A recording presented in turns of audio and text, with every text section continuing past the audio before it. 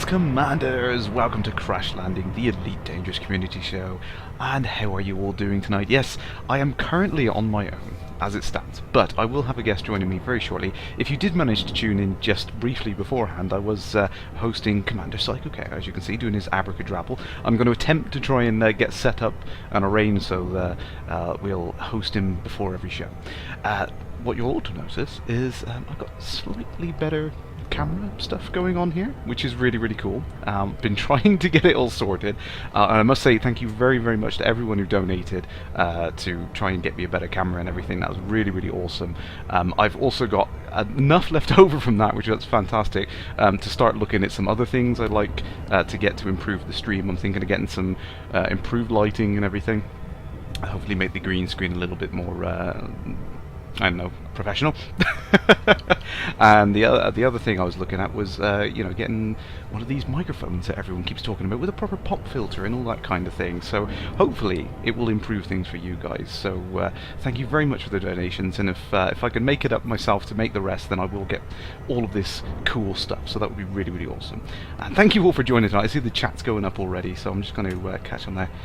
Bit quiet. Yes, this is one of the things I'm trying to avoid. I know the audio hasn't been great for a lot of things in the past, so I want to try and improve it. I want to try and get a proper microphone, so you don't get that. Snuffler, get a £90 bottle of rum. I did have quite a few donations, but I'd rather spend it on the stream to improve the experience. Oh, that is loud. That's always loud every time it does that. So hopefully the audio is right. I've been playing around with it, so as you know, I did have to take last week off doing the stream. A massive thank you to Commander Max Ursa for stepping in to fill the void, and thank you very much to everyone who watched and supported him that week. That was really awesome for you guys to do that for him. Thank you. Hey, hello. I see some more people coming in there. Straighten 28, Simmer 1540. Greetings, Commander. Autologist, am I exploring? Yes, I am doing a little bit of exploration, but I'm also doing something else tonight.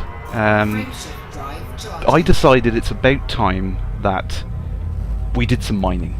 Do you know what? Because mining doesn't get enough love in this game, and I know it's not great at the moment. It doesn't fill all of the necessary gaps that we wanted in there, but it is a profession which, you know, is worth doing. And you know, I was talking to a few people on some of the threads on the forum, and I realised that the best way to think of mining, it's not a primary profession. It is it is something which kind of supplements exploration. So if you go out mining and you think you're just going to do nothing but mining, you know, you're probably going to be sorely disappointed that it's just not really. It hasn't got enough depth at the moment, definitely. But I think if you are doing some exploration, just going to keep my eye on that eagle there. Right there he is. Can you see him? Yeah, if you're doing exploration and you happen to be mining at the same time as like a secondary profession, I think they can complement each other very well. And that's one of the things I want to do tonight. And I want to go see some things I haven't seen before. All this time playing the game so far, and I've yet to see one damn black hole, so I'm determined to see one. It looks like he is trying to catch up with me. 125 light seconds. I think he's out of interdiction range. Go on. Get out of there. Go.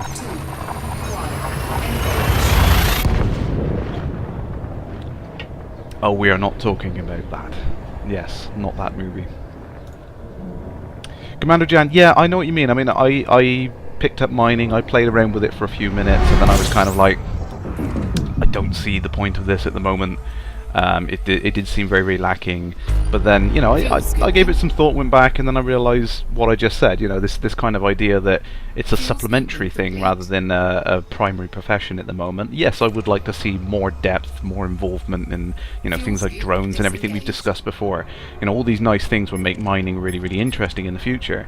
But as it stands at the moment, it is still something that can be worthwhile. You know, if you are out exploring, you're finding new stuff, you find that, you know, that pristine metal-rich asteroid ring around a planet or something like that, you can make some serious money on top of your exploration. So it is worth doing for that alone, I think. Max Ursa, avast ye Schwabs! Yes, I'm not doing piracy just yet. Maybe I can be convinced to do it at some point in the future. And thank you very much, sir, for doing the stream last week. That was very much appreciated. I am still trying to get the video all edited and uploaded and everything, so I do apologise. I think we've missed a little bit of time. I've been so busy these last couple of weekends, I haven't been able to do the usual video updates and everything on YouTube, but I will be getting those up as soon as possible for everyone. Okie dokie. Not going to jinx at the moment, but everything seems to be going smoothly. Yep. Cool. Quick question there. Autologist, you think one thing that might improve mining is some kind of new cargo scoop module, like a tractor beam maybe, that draws a lot of power, hard to fit on some smaller ships, and also might be fun for pirates to have an in and out mentality. Yeah, so tractor beams are something which have been talked about a lot on the forums. It's come up. It was in the DDF right back in the initial proposal of mining. It was considered. Frontier spoke about it. They said, the technology isn't outside of the realms of the lore. If you remember some of the early concept art, they were toying with the idea of the pilot seat not being a physical seat and actually being kind of force fields that hold you in that position. So it was all there. The grounding was there to have something like tractor beams. There's no reason why something like that wouldn't appear at a later date in the game, maybe. This is a... Wow, I'm just going to go out a little bit further here. There's like 1 star, 2 star. There's another one over there. Wow, I'm just going to get a little bit of distance here. That took me by surprise then. That was an interesting view. I'm just going to go out a little way, stop, turn back and have a look at this system. That is crazy. Is that a quintenary star system here? 5 different stars there? Yeah, but the idea of tractor beams, I don't think it's a bad thing necessarily. I think there's a lot of things they can do. They definitely need something which helps speed up the process. Snuffler, what are mining lasers like? In first encounters, you use them as a primary weapon. It's not possible in ED. No, you're right, it's not possible in ED. I also use the mining laser on the Viper in Frontier Elite 2. Sorry, I'm reading multiple questions at the same time there. Yeah, I kitted out my Viper with a mining laser, and it was a 30 megawatt, was bloody powerful compared to the lasers that you had on the other things. It was really, really hard to get because it was a pulse. It was one hit and it was dead. But yeah, it was like the sniper rifle of the older games. The weapons in, the mining laser in Elite Dangerous, they definitely have toned it down, so it's not, it's nowhere near as capable as that one, but yeah, it's an interesting module nonetheless. Autologist, how do you make the centering dot appear in your HUD? This is a little trick I can actually show you. I believe it is in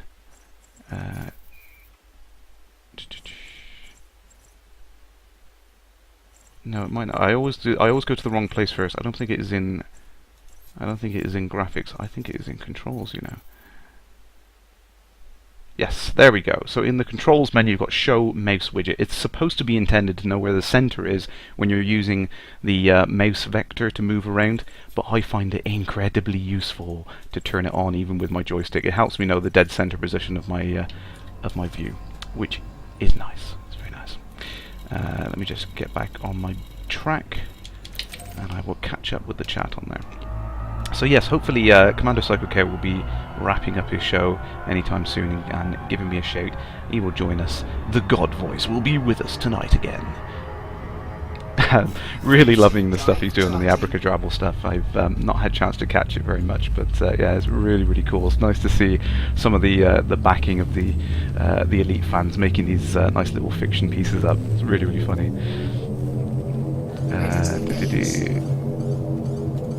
Yes, Autologist has hit the nail on the head there, but the mining lasers, yeah, they're not great.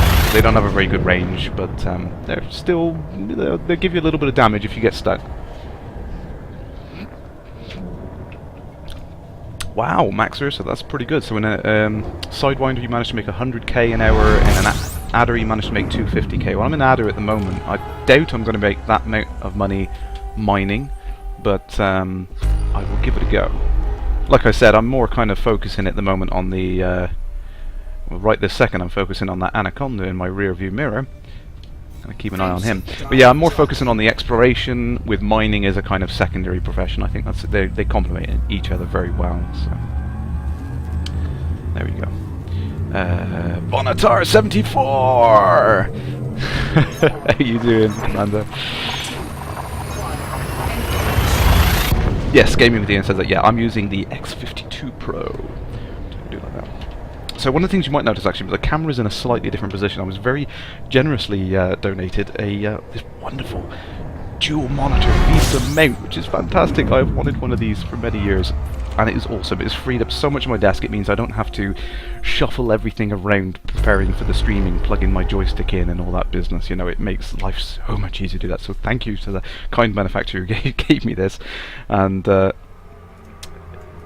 yes, as I said, made some fantastic donations over the last couple of weeks, so that it blows my mind every time I see that. It's like, you know, I don't feel I deserve the donations, but at the same time, I think it's like, as soon as I get that, I'm thinking, you know, what can I do to make the stream better for you guys? And like I said, you know, I tweaked the camera. The camera's definitely a bit better this week. You see, it's more responsive. I've got that sorted. I'm gonna get some better lighting and everything to balance everything out, and yeah, hopefully we can continue to improve the stream for your viewing pleasure.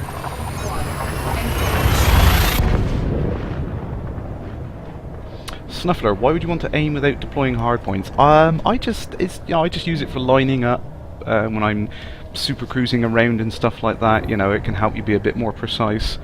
I did try some really insane stunts the other day where a planet with 2 separate ring systems, there was just enough of a gap to get through it, and if you use that pointer, it makes it a lot easier to kind of see where that gap is. Yeah, near light speed, that's not a good idea. I wouldn't recommend it at home, folks. We do these things on Kerrash Landing so you don't have to. Fuel scooping. Fuel scooping complete. Oh, Vonatar X52, your X52 no longer works with Windows 8.1. That is very odd. I've used it on all various versions of Windows. I haven't had an issue with it. Any more questions on there?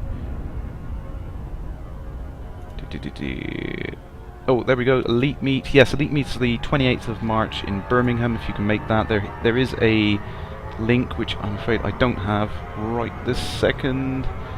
It's an EAP URL. No, I haven't got it available, but there is a thread. Oh, here it is. I have it. I see, I like to take notes. There we go. And someone's already posted up in there. Thank you very much.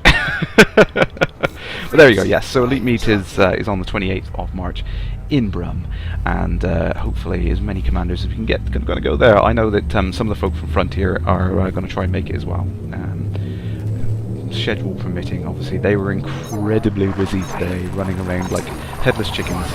That's what happens when you plan something as big as wings, which is what's in this week's newsletter, and we'll get onto that very shortly. There we go, Commander Eloise. Greetings, Commander. How you doing, sir? I knew you'd have the URL handy. I was just about to paste that in. See, I do take note of these things. And Mrs. K is entertaining the masses there, so I'll let you carry on chatting for a second whilst I get round this star. So I haven't actually been checking any of the systems I've been going through. I'm heading out to a particular destination. Yeah, someone's probably already been there, I know. Yeah, most of these places have been visited and explored and everything like that. But I just found a black hole on the map, and I thought, you know what? I have not seen a black hole yet, so I want to go out and see one. I'm going to do that tonight. Something I want to try. And I can't believe I'm being interdicted by Tweaky. I haven't really got anything to defend myself. I've got no shields. Don't fancy fighting you right now. Fortunately, it's only an NPC, so that's not too bad.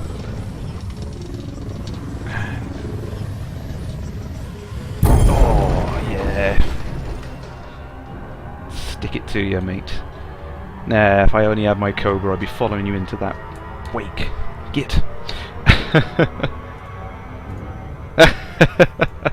Thanks, Ben. Yes, I'll react on that statement. Sorry, that wasn't the best statement. There we go. Let's head on out to the thing there. So let's have a flick down. So I absolutely love the header in the newsletter this week. The top thing on there: Frontier gives you wings. Excellent header. Yes, and as a fan of energy drinks, I appreciate that sentiment. So 1.2 is on its way. We've been told first week of March, maybe 3rd of March, maybe. We might see it going to beta, which would be really, really cool. Obviously, the wings is the primary feature they're talking about. There are some other things. I can now get off my chest. I finally die. The Fer-de-Lance and the Vulture have now been confirmed as the two ships that are going to be added into 1.2 as well. Obviously, the Fer-de-Lance, for people who don't know about it, it's historically it's a really, really expensive ultimate ship. It was one of the biggest, best things you get. Appeared in the earlier sequels, earlier prequels, very original games. Didn't appear in the sequels like Frontier, things like that. Wasn't available as a ship you could have in there. So no one's really been able to fly one up until 1.2. So that's really interesting. I would love to get one, but I have a sneaking suspicion they are going to be damn expensive. And I'm talking like $500 million space bucks. They are going to be really expensive. They always were supposed to be these luxury, amazing ships. So I would be disappointed if they weren't. And then, of course, the Vulture, which is kind of looks like it fits somewhere between a Viper and a Python. It's a very, very heavy fighter. Lots of big weapon mounts for a ship of its size, but not a lot else. Not very much cargo. Can't do much else useful. So that's going to be an interesting ship to look at as well. Cannot wait for that. Cmdr, greetings, Commander.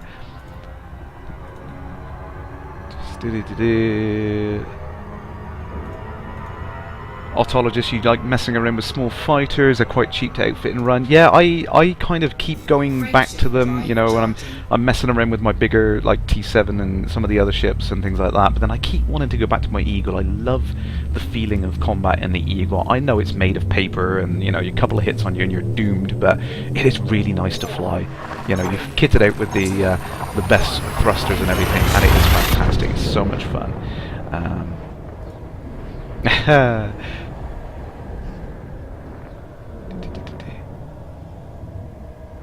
Mech Shadow Beast, your adder is a quality mining ship with a Class 2 burst laser and a rocket wreck.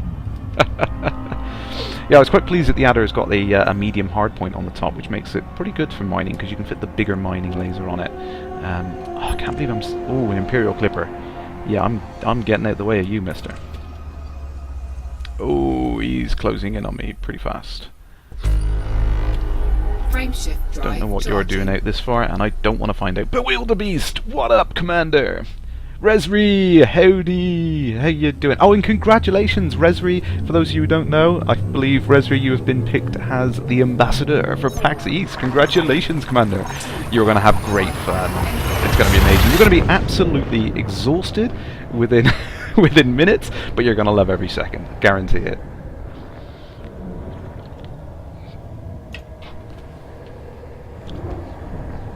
Commander E-Device, do we have stats for the Fer-de-Lance? You would love me to give you stats for it, wouldn't you? It's going to be big, it's going to be powerful, and it's going to be damn expensive. That's all I'm saying.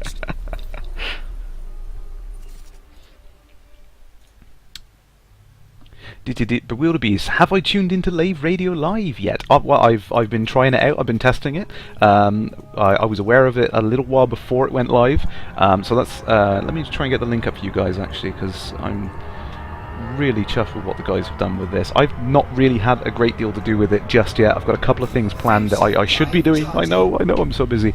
But yeah, it's really, really cool. For those of you who haven't caught it. Lave Radio, I'm sure Ben's got a link to it, sorry I can't find it right now. Lave Radio have been doing like a 24-hour audio stream of some of our recorded content from the past, everything like that, and mixed in with some things like music that Alan's written and interviews and things like that. It's really, really cool. There you go. Thank you, Ben. Thank you very much.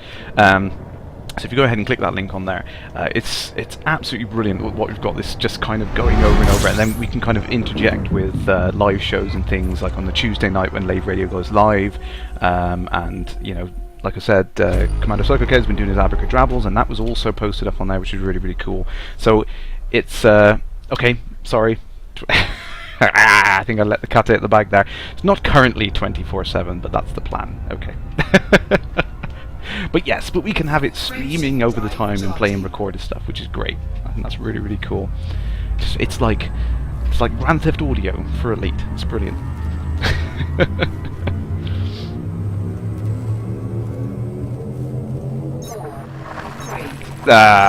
Snuffler. No, my wife doesn't know anything more. See, I've signed an NDA, and in fact, actually, my wife has signed the NDA as well. So, scum, good day to you, sir. Fuel scooping. Mech Shadow Beast wasn't the Falcon de Lacy, the Fer de Lance a Falcon de Lacy design. You are testing my trivia knowledge now. I believe so. I mean, a lot of the newer ship manufacturers like Zorg Peterson in Elite Dangerous, there's kind of, you didn't really hear much about them before. So, oh, sorry, I'm just trying to catch up on the chat at the same time there.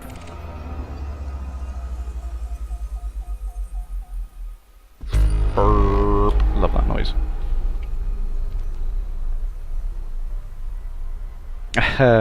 Simmer 1514, Toad could be my Fer de Lance wingman. Yeah, I imagine Toad's got enough cash left over to just buy a Fer de Lance, just to see, you know. So yeah, maybe we're getting to buy one and I can just follow him around. I mean, damn, that means I can look at it from the outside then.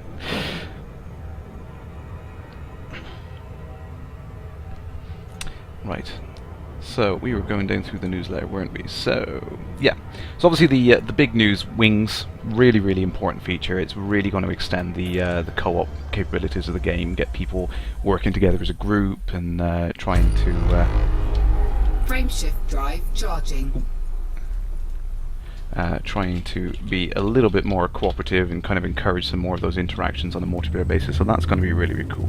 I'm going to attempt to get our guest in right now. Let's see if we can do this. 4, 3, 2, 1.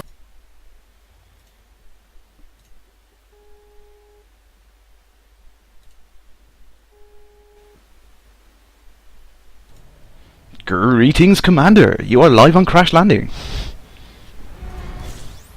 We've lost him. No, I'm here. Ah, there he is. How are you doing, sir? I'm doing very well. I was twiddling with my knobs and I got the wrong knob again. It's just it's what happens sometimes. It's the God voice. He's back. And how did the abracadabra go, sir? It was very good, actually. We had some really good entrants. Again, my brother is writing drabbles that catch you out, which is... I listened to a few of them. I thought there were some great ones in there. It was brilliant. And they get really good stories as well, which is nice. So it's wonderful to sort of have this creative fun on a Friday night where we just get to read this stuff and, you know, to mess about a bit, have a good joke and a laugh about it. But it's just, yeah, a bit of fun at the end of the week. And sometimes it's a bit heated because there's a bit of, you know, there is a bit of competition going on there. Yeah, there was some funny ones in there actually. It was the stretchum rectum or something that you said on the one. At that point I just cracked up. It was very well written, I think that was. The last time was your cargo stretch and rectum, yeah. Brilliant. You see, I managed to avoid the what was it? It was the previous sentence was it's too farted. Oh dear.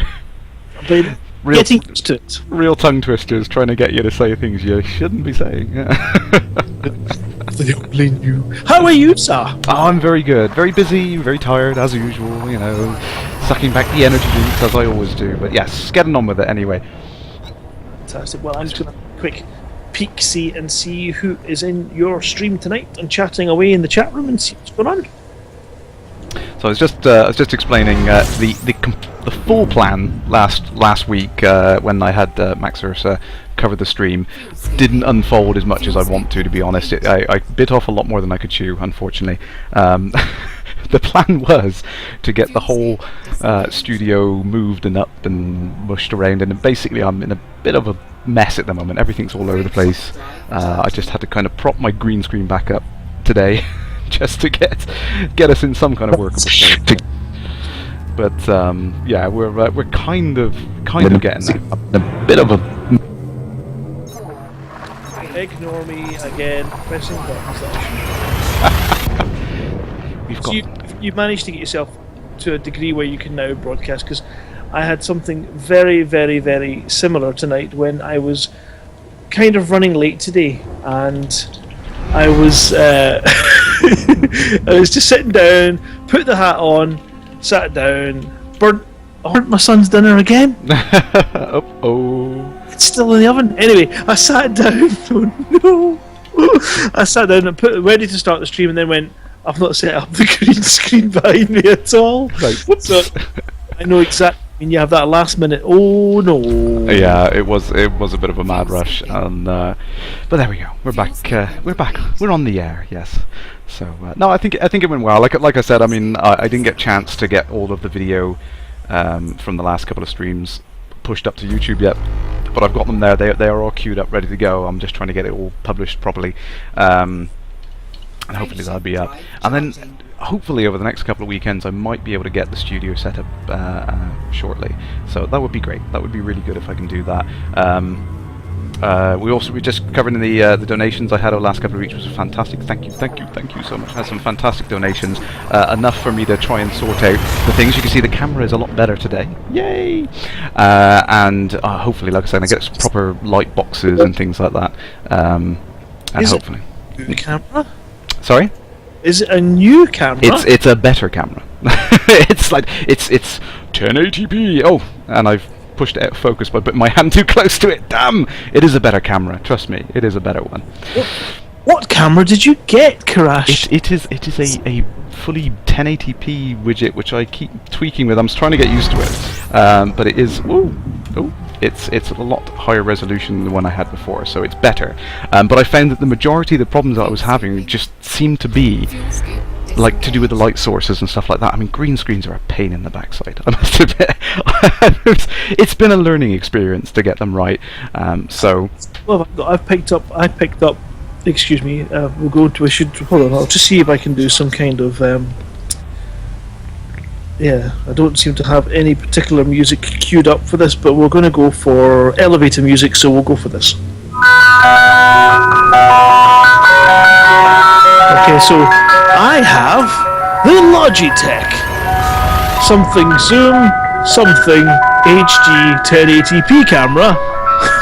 yeah. Exactly. I was just going through and I was like, this has got good ratings. That's in my budget. Yeah, okay. I'll give something I find which is a problem. You can set it to follow your face, so when you get up to go for a pee, the camera follows you, which is yeah, that might not be a good idea. Focus is something that you might want to turn off. And I kid you not, you'll find that the autofocus tends to make it blurred more than it does focused. I'll need to turn it off then. I'm still getting used to it. It is definitely better. I mean, you can see the lighting's better. Saturnine just said on there, yeah, where's the purple shirt? Yeah, the lighting was previously so bad, it was making my black shirt look purple. It was that bad. But yeah, I've been playing around and I realised that what I really need is a proper lighting rig, and I had enough donations that I'm halfway there to a good lighting rig as well. So hopefully I can get all that sorted when I move everything into the upstairs just kind of loft room. I should have enough space in there, and yeah, it's going to be really cool. I think to have some proper lighting. We with Susie's obviously with her products and stuff. We knew that if you want to sell something online, you've got to take good photos, so you need a good camera. Not necessarily a web camera, but you need a good camera, and in order to get great photos, you need lighting. So it's one thing we've had for a long while is these wonderful photographic kind of lighting stands. So you just lift it, put it in a position, shine it down, check for shadows, and go for it. And it does really help with that kind of breaking up of the green screen. Gosh, we're getting awfully technical and intelligent tonight. But yeah, I've been learning all this stuff as well. I've been trying to get my head around it all and looking at the softer lighting and everything, because I've got quite a harsh light in here, but I have got everything moved around a little bit better at the moment, so it's not too bad. I'm not coming up bright purple or anything at the moment, so that's pretty cool. Oh, just looking to see. There's quite a lot of chat going on. So much. Red shirt. Yeah, I'm sorry, Kerrash, you might not make it. I'm not going to make it back. You're doing some exploring, it looks like. Yeah, so as I was just saying, what I thought I'd do tonight is I wanted to try and give mining some love, because it's the kind of poor offspring profession in the game, I think, and and for understandable reasons. It's not. You don't make as much money as trading. There's not as much going on as exploration, but I think the way it is at the moment is it kind of works as a nice complementary profession alongside exploration. So if you are exploring, you might as well do a bit of mining on the side. I think that's where it fits well in the game at the moment. You're doing mining in a hauler? No, I'm in an adder at the moment, which is quite a nice ship for doing that in. It's got a pretty good jump range when you hollow it out, and it's got enough left over for a little bit of mining on the side as well. Mining is the runt of ED.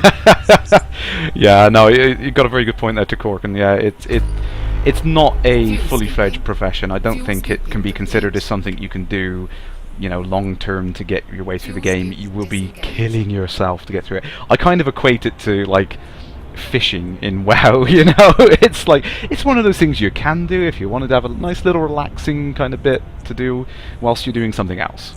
It's not a full-time profession. You're not going to get through the game doing nothing but mining. You're going to hate yourself for trying. I'm just checking. Commander Jan, was that ice cream van a bit too loud for you? Oh yes. I'm not sure if I can adjust that at this end. But I can do it, mate. Okay.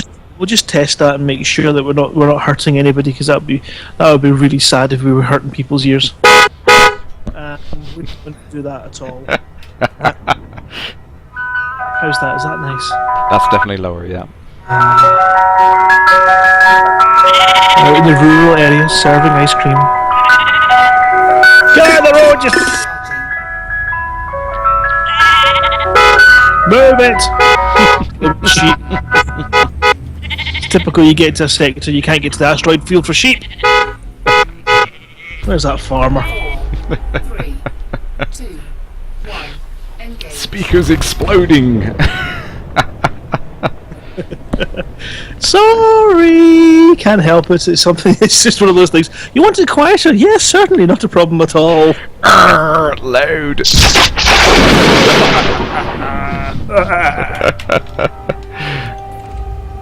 Sorry. Ah, dear. So did I. There was a serious question in the chat that I've managed to lose. Oh, I'm sorry. There we go. It's going to be my second complaint now, isn't it? Here you go. Petrus, so what was my proposal for naming a station? I went with Amy's Recompense. Soppy, I know, but I thought I'd go for it. I'd see if I can get the naming suggestion put up there for the station going up on there. So we probably should actually talk about that, because if anyone hasn't actually caught that in the newsletter, you should have seen that by now. I imagine you have. So the HP 101110 system has now been renamed New Yembo. For those of you who missed it, and I'll probably bring that up on the Galaxy map actually whilst we're talking about it.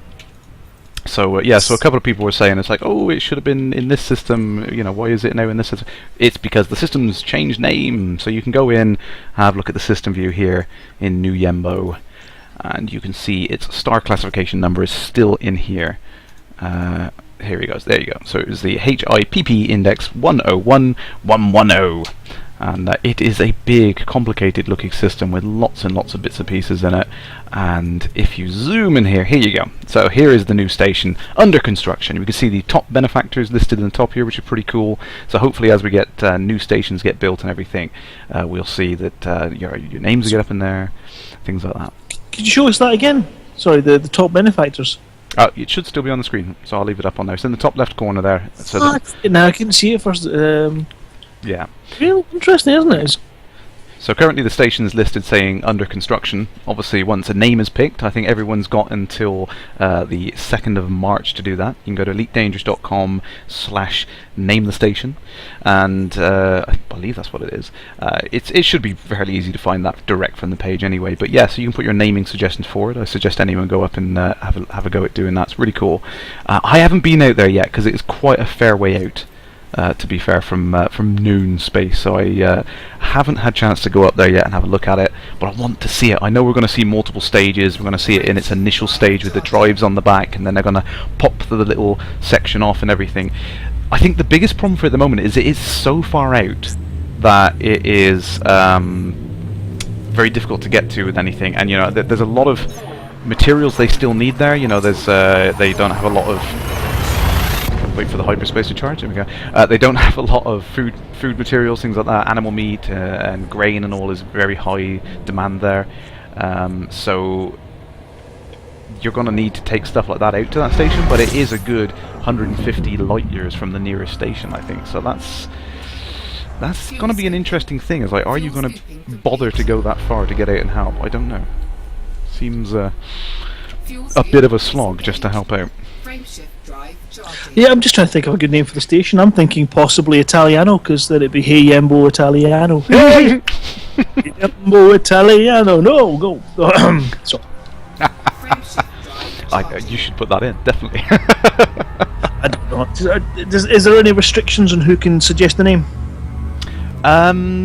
It's not a DDF only thing, it's open to... No, I think it's open to everyone, it's open to the public. You can just go into elitedangerous.com, you can go find the section on the website, and anyone can suggest it. I think it's one per person. You have to put an email in to confirm it. Quick question flying up there from Snuffler. Yeah, before that disappears, those benefactors of the station, they are real commanders that helped out in the trade mission that recently concluded. Really real people, there's no fake fools there. Absolutely. Yep, Game with Ian's got it right. Yeah, there was around 5,000 commanders that shipped around 8 million tons of cargo stuff. I got in on the act, I helped with that.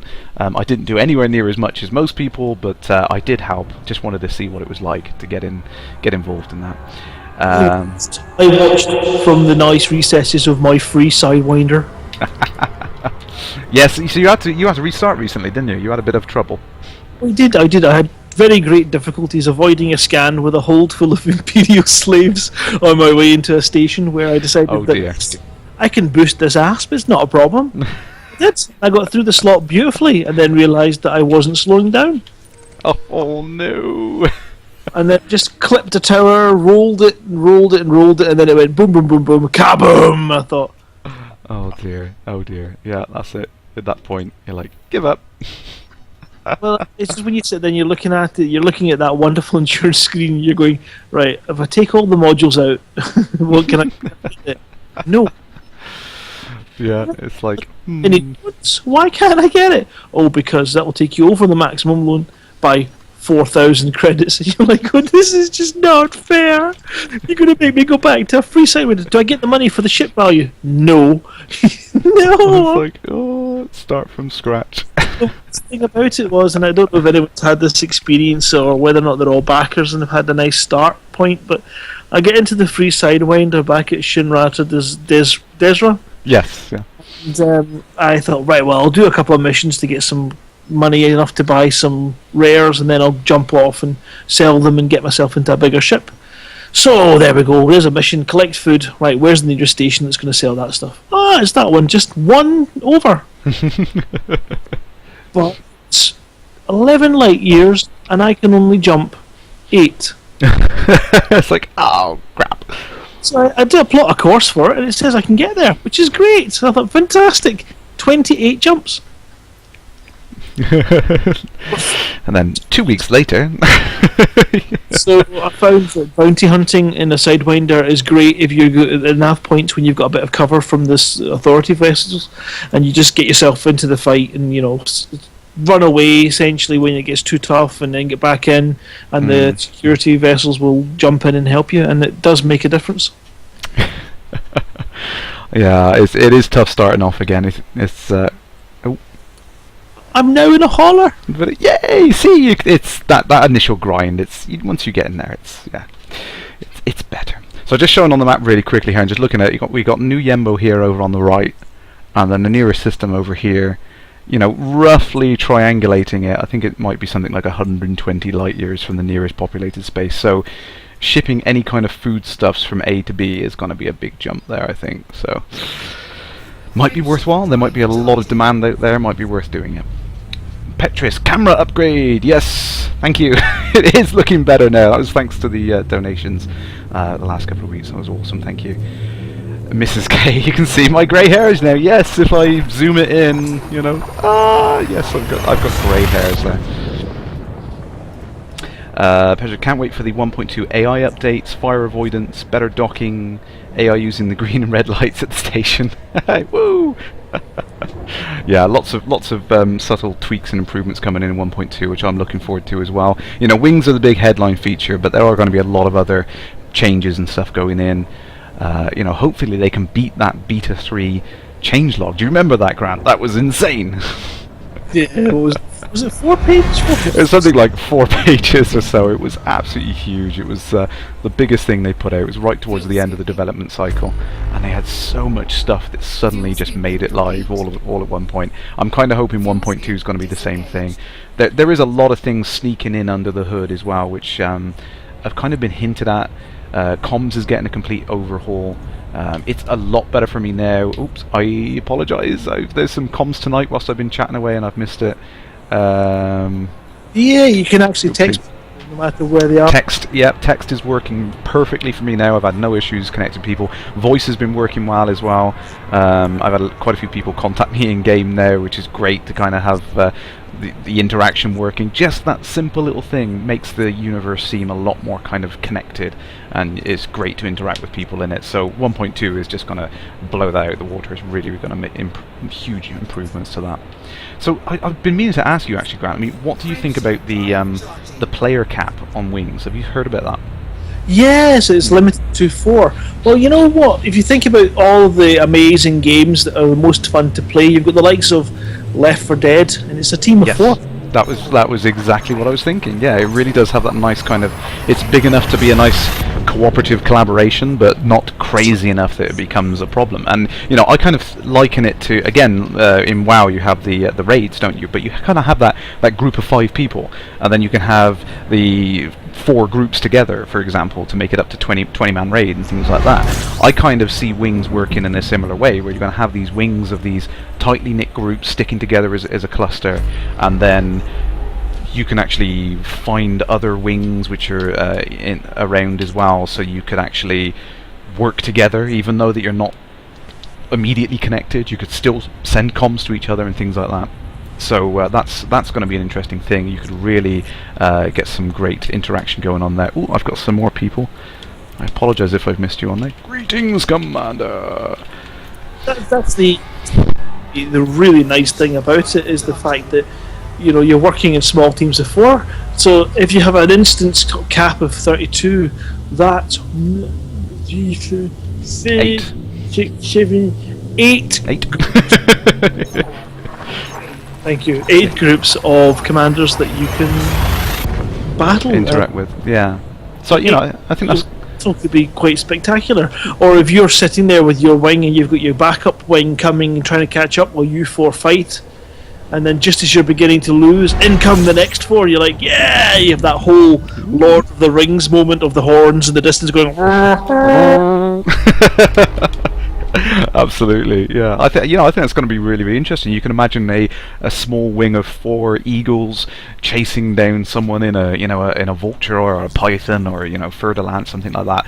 And that's like one guy in a really big, powerful ship, and he's been doing a lot of piracy in that area. And now suddenly you've got this little wing of 4 smaller ships going after him in one go. I think that's going to be a really interesting.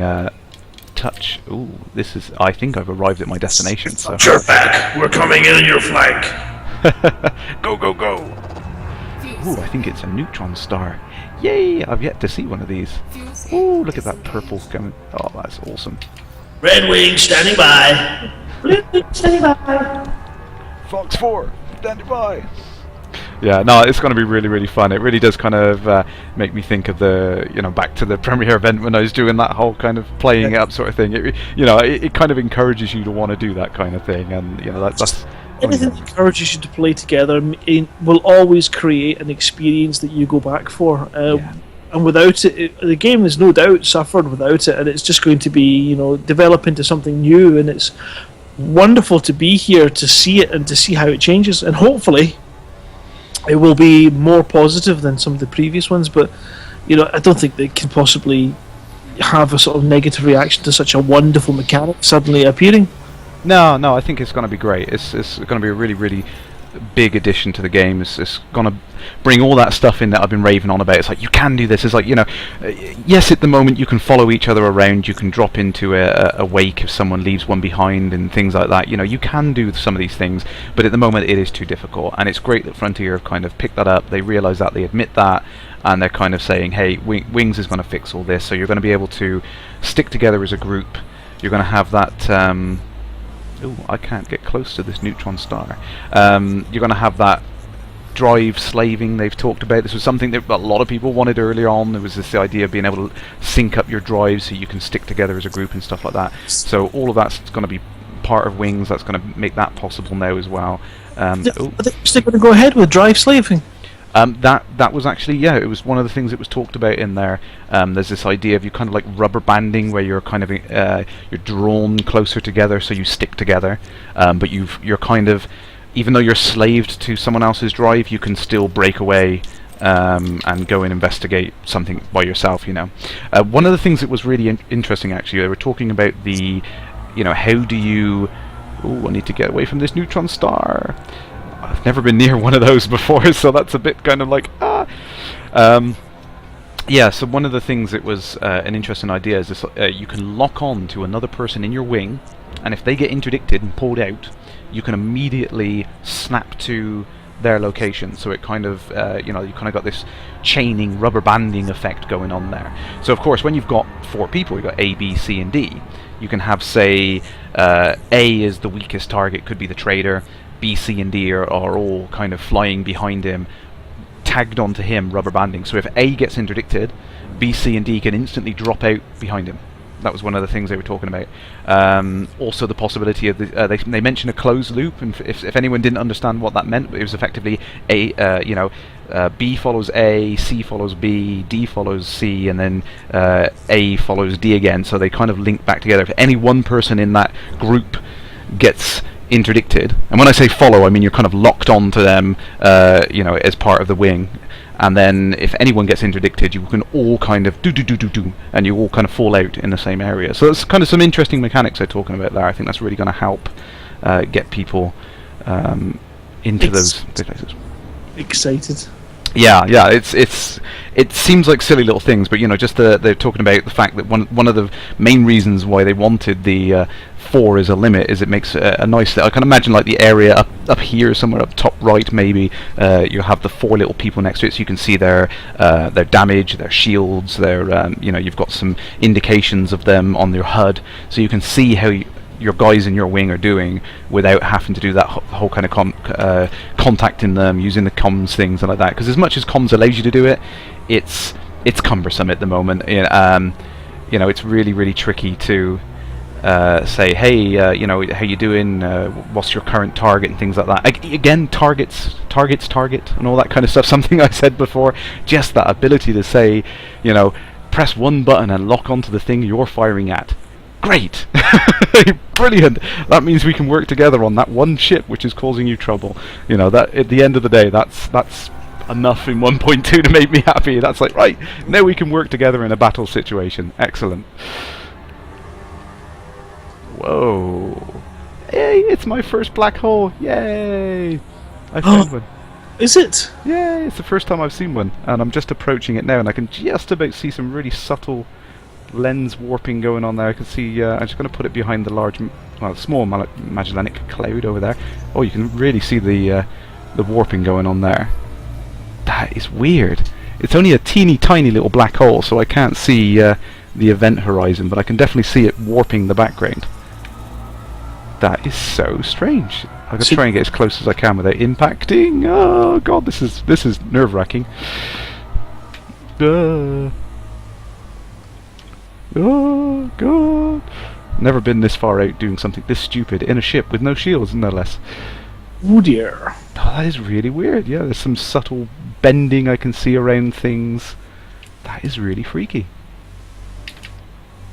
Cool stuff. I'm going to leave it there a second. I think I've been waffling away. I've missed some of the chat. I do apologise. Oh no, you mentioned black hole, everyone stops.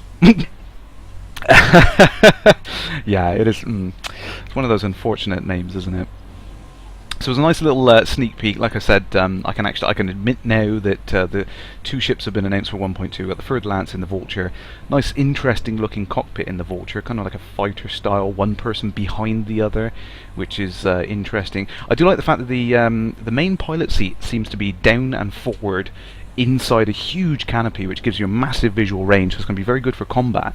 But then this seat behind seems to have some kind of instrumentation readout on the left-hand side, which is interesting. I don't know whether that's suggesting that a co-pilot would have some more interesting things to do. Sorry, I missed you there. Flatulence meters. No, well, I was okay. Yeah, I mean that's an important thing to know the air quality in an enclosed container in space. Yes, all right, no problems, Captain. I'll try and work on it.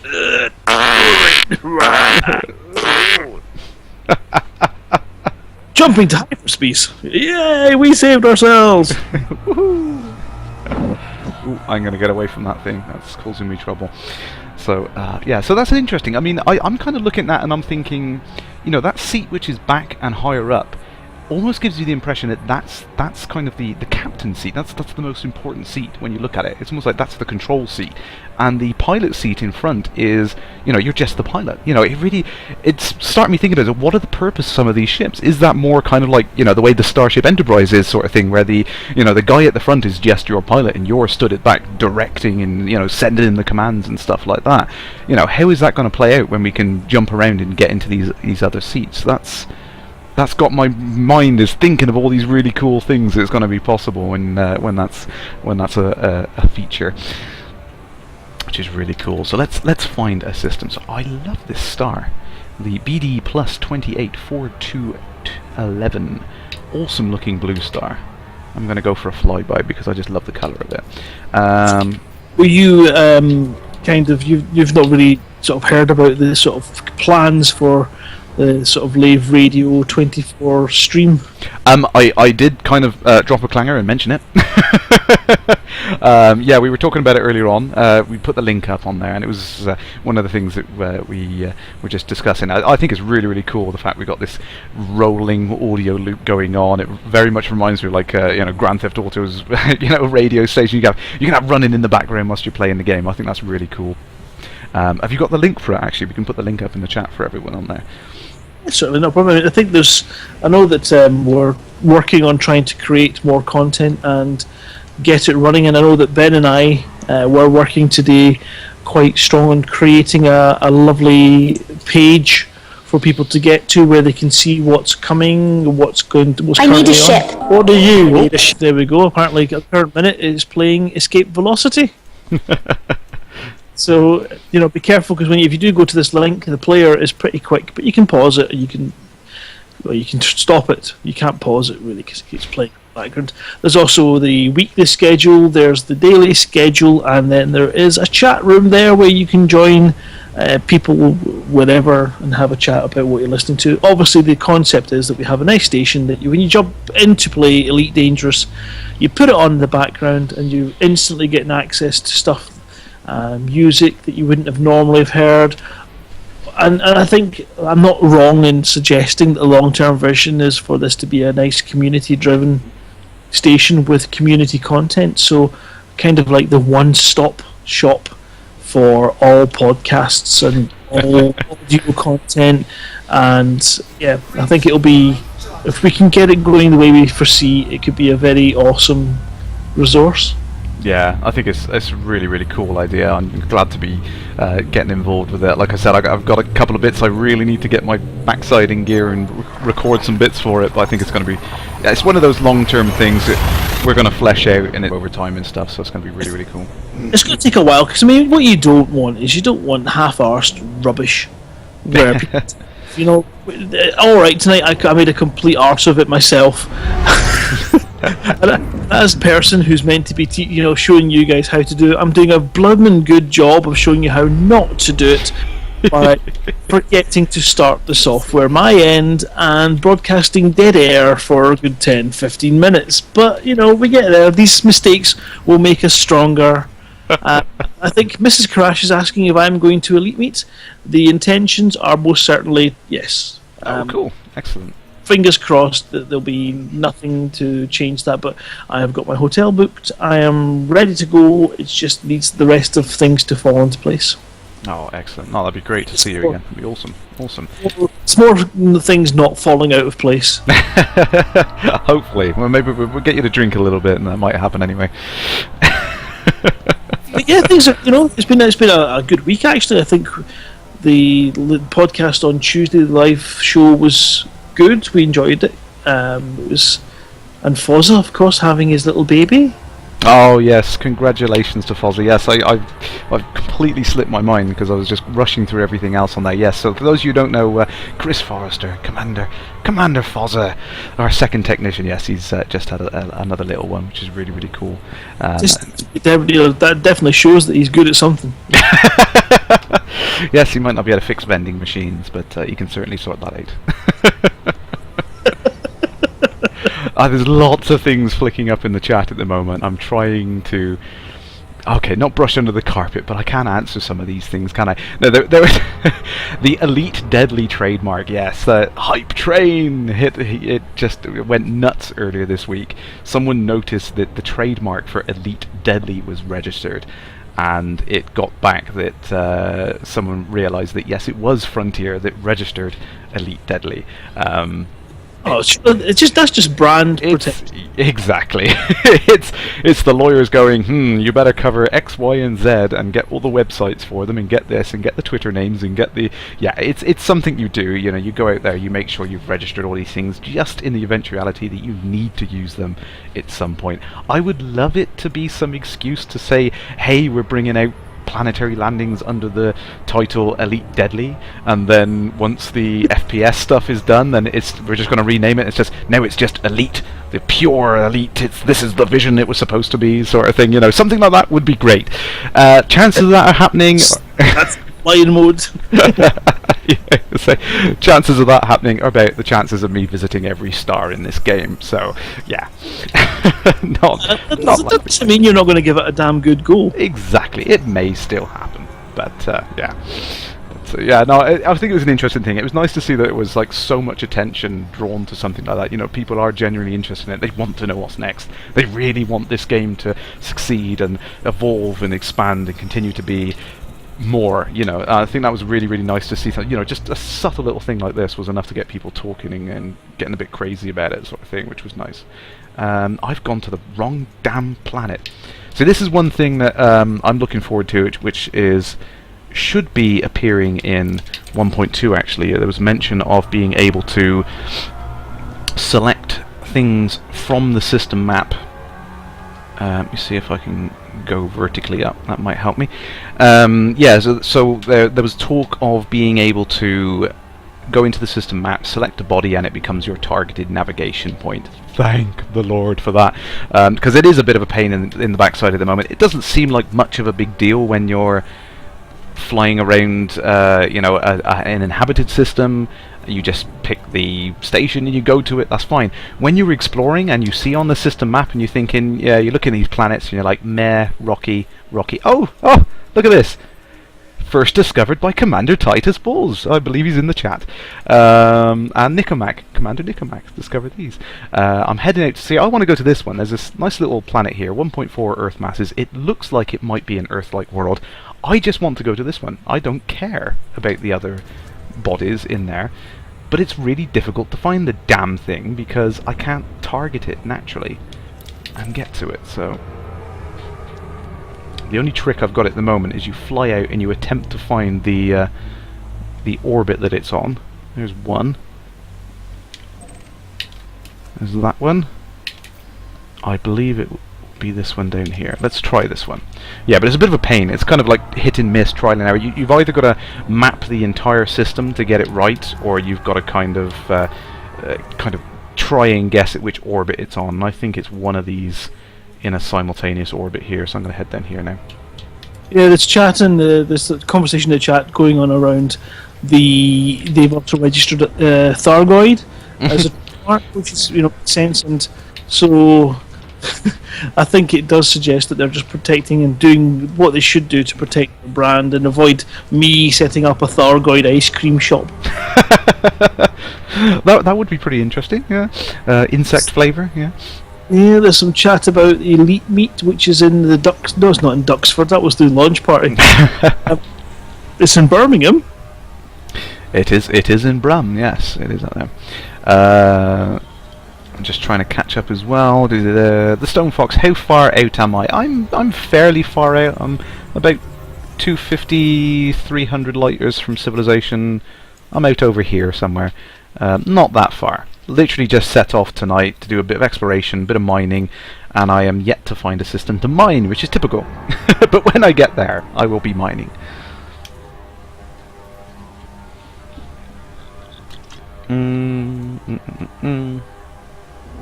Oh, I think I found it. This is the planet I was looking for. It's a water world.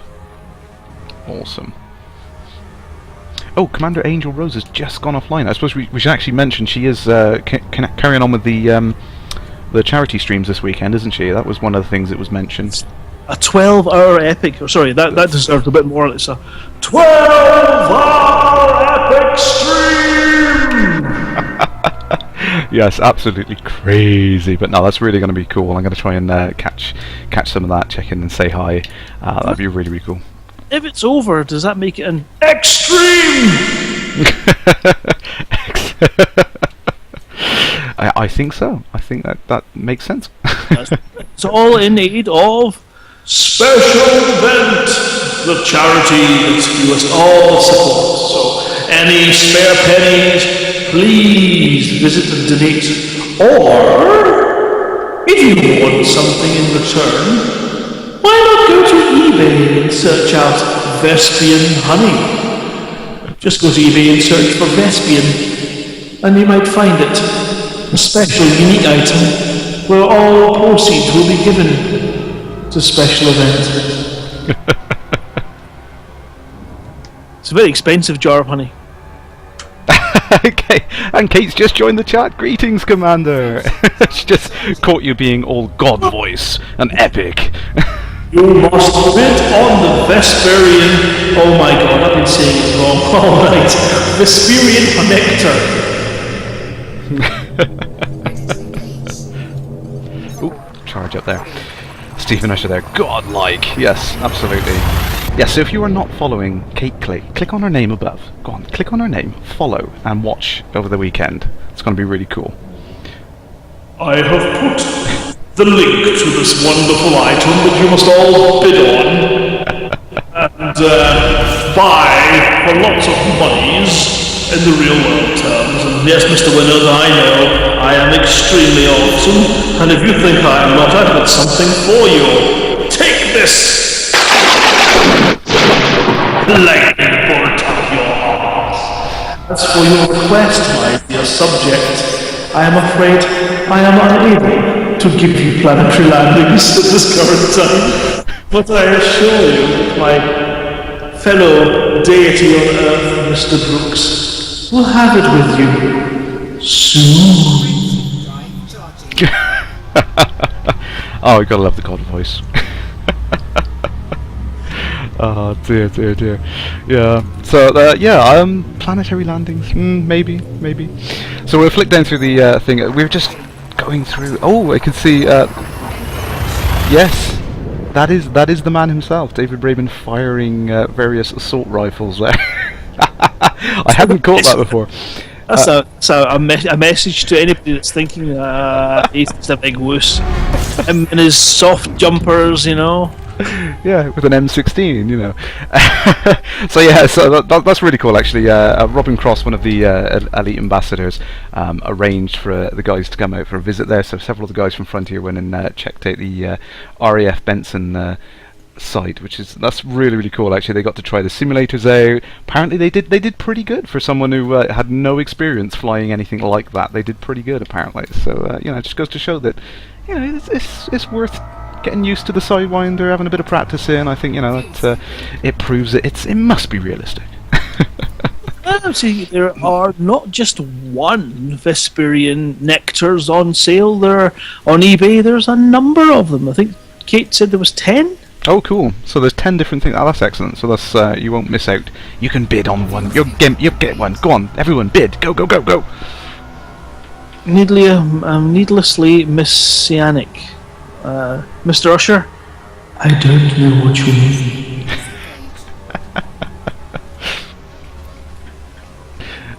Dear, dear. And I think the rest of the stuff in the newsletter we were just flicking down through. Got him. Nearly. You just missed. Yes, the new Yembo, the station which is currently being constructed. I want to head out and see that. If anyone has been out there, I'd love to see some screenshots of it being constructed, actually. And we've been talking about the name is available for you guys to suggest names for it up until the 2nd of March. So, get into it. And I think that's everything that I wanted to cover in the newsletter this week on there. One of the things is kind of not Elite related news, but Frontier related news. Have you managed to see Scream Ride yet? See what? Scream Ride on Xbox and Xbox 360. I heard tonight that it is awesome, so I was contemplating possibly picking it up and maybe bringing it down with hopefully my soon-to-be repaired projector for Elite Meet. Oh, that would be cool, actually. Yeah. So the demo got released. I think it was either Wednesday or Tuesday this week, and it is really cool. It's for those of you who don't know, Frontier do actually make other games. Simultaneously. It's not all about Elite.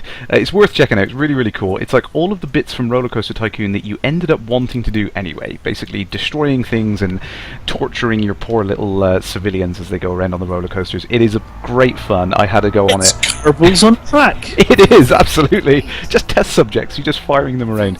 And it is really, really good fun. I had to go out on an EGX, and it's immense fun to just get in there and just play around, construct things, and then blow them up.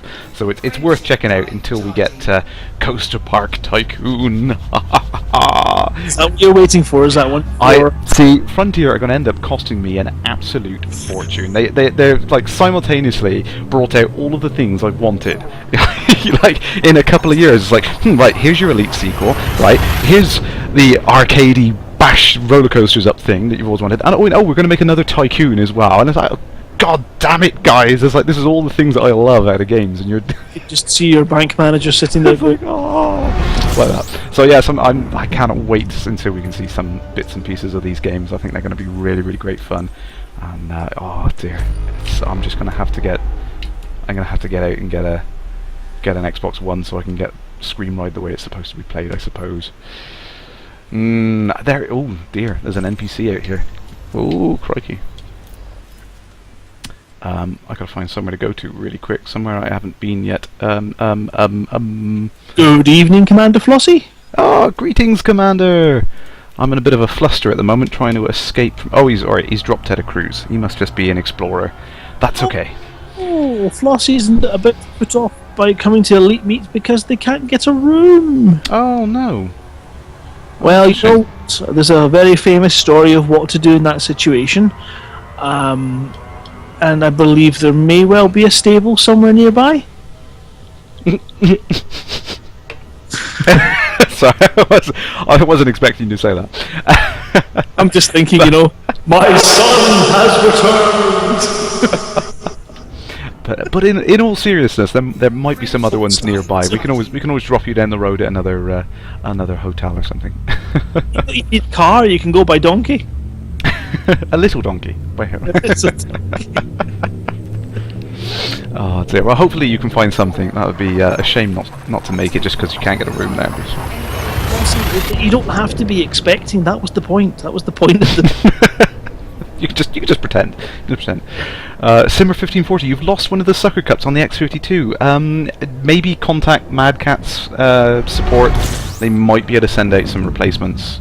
I don't know if they'll do that if you've got an older stick that you bought from Cytec before Mad Cat's ended up buying Cytec. It's very confusing, but try Mad Cat's support. They might be able to sort you out. Nothing. I have found nothing on any of these places. I'm trying to find anything with a ring system at the moment. I'm finding nothing out here. So your plan for mining isn't really coming. It's not coming full circle. No, not at the moment. which is unfortunate because I really wanted to show some mining and I cannot find anything. Oh, hang on, there are some more systems, more planets in this system. Nope, not one with a ring system. Ah, we will get there. Mag! Mag! Yeah. Mark!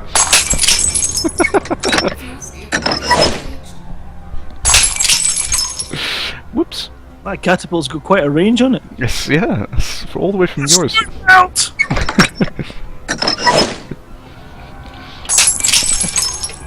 Speaking of catapults, another un-elite related thing, I just today got hold of a game which is doing the rounds, very popular at the moment. It's called Besiege. Have you seen that? No, I can't say I have.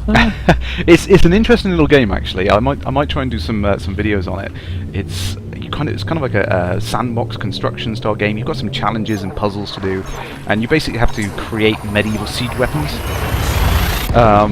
But you've got all sorts of crazy contraptions you can make out of it, and you know, it's currently I think it's in like early access on Steam, but it's well worth a look. And just check out some videos on it and have a look at it. It is pretty good fun, so definitely try and check that out if you get a chance. Griffin Slayer there planning over to Mrs. K. He didn't plan. No, I'm in trouble now. Okay, whoops. Yeah, okay. It's a special code for presents for his wife. Yeah, whoopsie. Yeah, I mean, an Xbox One would be cool. But I mean, that's didn't say that either. I didn't mean it that way. Oh no! Would you like a shovel to dig the?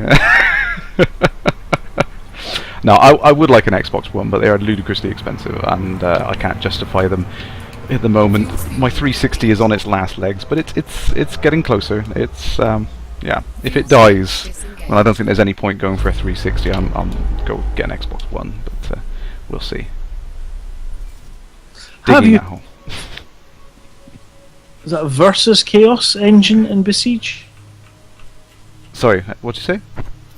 An autologist is asking if you've heard of. I'm not sure it's V's or versus Chaos Engine in Besiege. Oh no, I haven't seen that yet. Actually, like I said, I've literally just picked up Besiege today, so I've not had a chance to dig into it very much. But I'll definitely check that out. Thank you. I'll have a look at that.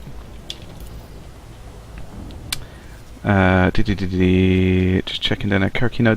You don't like the Acellus airport. You'd like to see another class of starport like this one from First Encounters. Oh yes, I remember that. The multiple interlocking sections that rotated at different angles. Oh, that'd be sickening, wouldn't it? That'd be very, very confusing, but interesting nonetheless.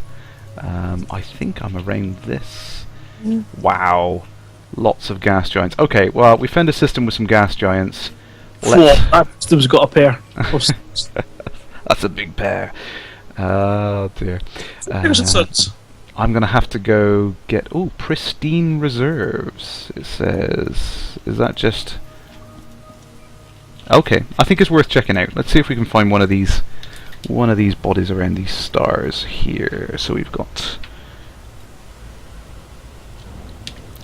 Okay, let's head out here. Again, this is just trying to find something which is a planet on the thing when it's unexplored is a little bit frustrating at the moment. Look at those ternary star system right in the center. Wow. Don't think I've seen one like that before. That's crazy. I'll definitely have to do detailed scans of the entire system before I leave. Would Kerrash please come to the kitchen, please? We need to discuss planning.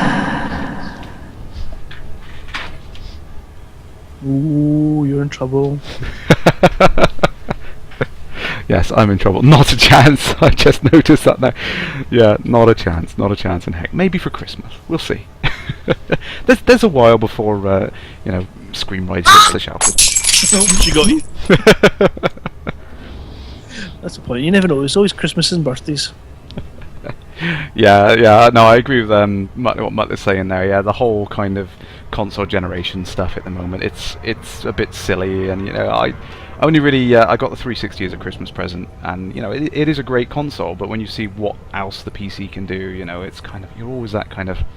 You're always looking for the NA key when you can't. Yes. Mrs. Crush would also like something of equivalent value. Yes, that's how it works. Yes. Did she not get children? So yes, what Fozza does. But no, she is. I will say though, she is getting a holiday this year, and Well, that's right. No, not just. yeah. Awesome, but that's kind of repayment for last year's shenanigans by you. Yeah, kind of. But she did book it. Can't double use that one. Yeah, true. We'll let her off. Let her off. Flowers in chocolate or something like that. Just enjoy that and go away guilt-free, which is awesome. Meanwhile, Yeah, no, it's gonna be great. It's Elite Meet yourself. Pardon?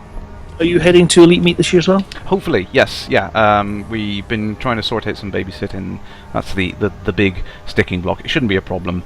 But what we're planning on doing is we're going to head up and go back in the same day rather than stopping over those. So no alcoholic beverages, but it's still going to be fun. I'm only really going because I want to meet everyone and say hi again. So that's what it's about. It's one of these things that really worried me about the whole refund and the sort of split off of the communities. Really, we need to just remind everybody, you know what? We were all here before the game. We were all community before the game. We all enjoyed Imperial, Federation, all these aspects of the game. We all picked our own sides before there was the game. And there's absolutely no reason that if you were so put out by offline mode and requested a refund that you should not consider yourself part of that community. Well, it takes different sorts and we should all be happy. So if you're wanting to come to LaveCon, do not feel in any way, and I might be talking out of turn here, but I do worry that there might be people going, but you see, I got a refund, I shouldn't really go to LaveCon. Nonsense. If you want to come, you're part of the community, come and enjoy the parts of it that aren't the game if you're not enjoying it. And if you are loving the game, come down and big it up. Yeah. I just don't feel there's so much that's gone on in the last couple of months. It's been a bit of unhappiness on some people's fronts, and yeah, we know there's people that are definitely put out by the lack of an offline mode, and there are those that are maybe taking advantage of it. It doesn't matter. You're part of the community, and you're welcome. Yeah, I think that's the thing that a lot of people miss is it's a frustrating time, but I absolutely was as disappointed on behalf of everyone because it's like I wanted everyone to have the game and play it the way they wanted to play it, and when that announcement came out, I mean I was disappointed as well, and I wish there was something that could be done to bring that back for everyone, and but like you said, very much so. You're very very well put there. That it's we were a community before. Exactly. Oh, and you don't have to get along. I mean, look at families. Yeah, exactly. Blood's thicker than water. You can choose your friends. You can't choose your family. I can't believe it. I found a couple of miners out here. Is that? I'm looking at your the screen there, and it seems to be the asteroids are moving at a high speed. Yes, this is something. This is why I picked this area to come and have a look at this section right now. There's 2 ring systems here which are orbiting at different velocities, and if you go right on the edge between the 2 rings, you can actually notice the difference in velocities. If I supercruise back out and go to the other side of the ring, my relative velocity will be matched up with the inner ring. And the outer ring would seem to be spinning around in the opposite direction. I just thought it was a really, really cool effect. Details in that asteroid, stunning. I know, it's insane, isn't it? It's absolutely insane. Oh, someone's having a bit of a fight, so I'm gonna get out of the way.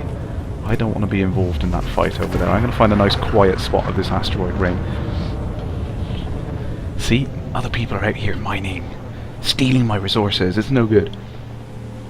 So I also feel with a new person turn up in the Elite live radio chat, TeamSpeak it was, and they were all set to come and talk about their experiences, and then a bug wiped out 400,000 credits, and we've not seen them since. Oh dear. And that's the thing. We all really buy into the universe, and that's why the community can exist with different opinions. We don't have to all agree on anything. So, yes, get dressed up, and come on down and let's have a laugh and a drink together. Yeah, it's going to be great fun regardless. Celebrate or commiserate, we can do both at the same time with the same pint. Absolutely. Ooh, let's head on over here. I'm going to see if I can... So this ring system is metal rich. I've not seen mining. You've not seen mining? Oh, see, so you're missing out. You're missing out. It is one of those things that's like, if you're just trying to like start off, it's a nice little supplementary addition to what you're doing. You know, when it gets to the high-end stuff and you're really trying to make credits really, really quickly, it doesn't work for that. Again, it's one of those things that, you know, if you're mining and you're trying to make a lot of money, it's like you're doing it for the wrong reasons, I think. And what you've got to realize is, you know, all of these... Oh, let's put a bit more power into my laser so I can carry on firing. You know, all of these things, like trading is the thing you do if you want to make money.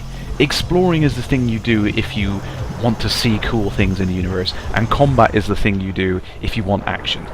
Those are the things. It's like, if you expect to make a lot of money when you're in combat, or you're exploring, or mining, or any of the other things, it's like, you're doing it wrong. You know, that's not what it's for. You should be doing trading if you want that.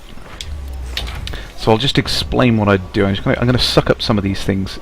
You must, yeah, you really do get wild practice with cargo scooping when you're mining. So so you've not seen mining at all, then, Grant? Not at all. Okay. So I mean, I think it's pretty good. I mean, a lot of people are kind of complaining about the fact that it's you know, is so much involved. You have to kind of get the lasers on. You carve out the chunks of rock. You've got to scoop up the chunks of rock, and then you have to refine them into full canisters. So what you can see in the bottom left corner of the HUD, you get the percentage indicator of how much of a particular material is in a chunk of rock, and you have to collect enough of those rocks to make 100%. So, you know, fairly straightforward. This rock contains two different things, coltan and gallite, and I need to collect enough out of all of these rocks to make 100% in a canister.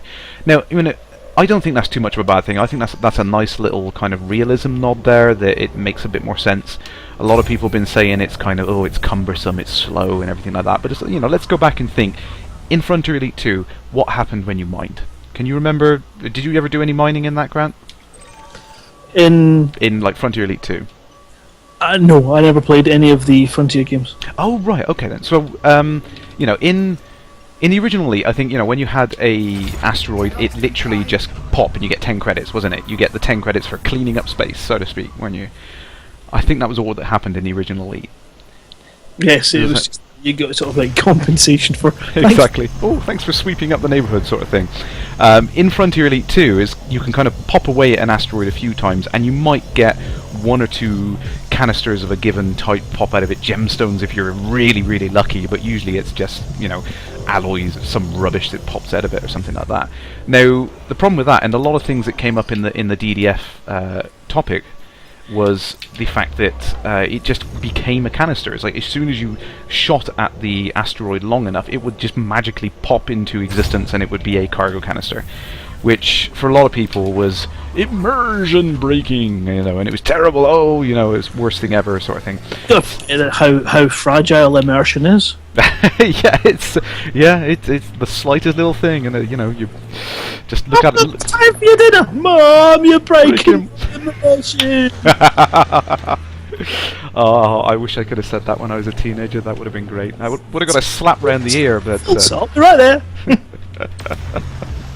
So yeah. So what they've gone for in Elite Dangerous, they've gone for something a little bit more realistic. You kind of blast away at the rocks. You get enough chunks out of it to make a full container, and naturally you have to go scoop them up. Now, you know, in Frontier Elite 2, when you've got a cargo canister pop out, you still have to go and scoop it up and grab it. You know, so mining was still a slow, cumbersome process. Regardless, the only difference now is it's a bit more realistic. You know, you've got this idea of having to get several chunks and refine them using the refinery. Ooh, cool! I've got 3 chunks right close to each other. See if I can just scoop these up together. So I noticed there's quite a lot of chunks come off these things. Yeah, you can. Let's just give that one a little bit of velocity there. Yeah. So what I seem to find is the quickest way of doing it. You put all of your power in your distributor into your weapons, blast away until you get loads and loads of chunks off, and then just go and scoop them all up in succession.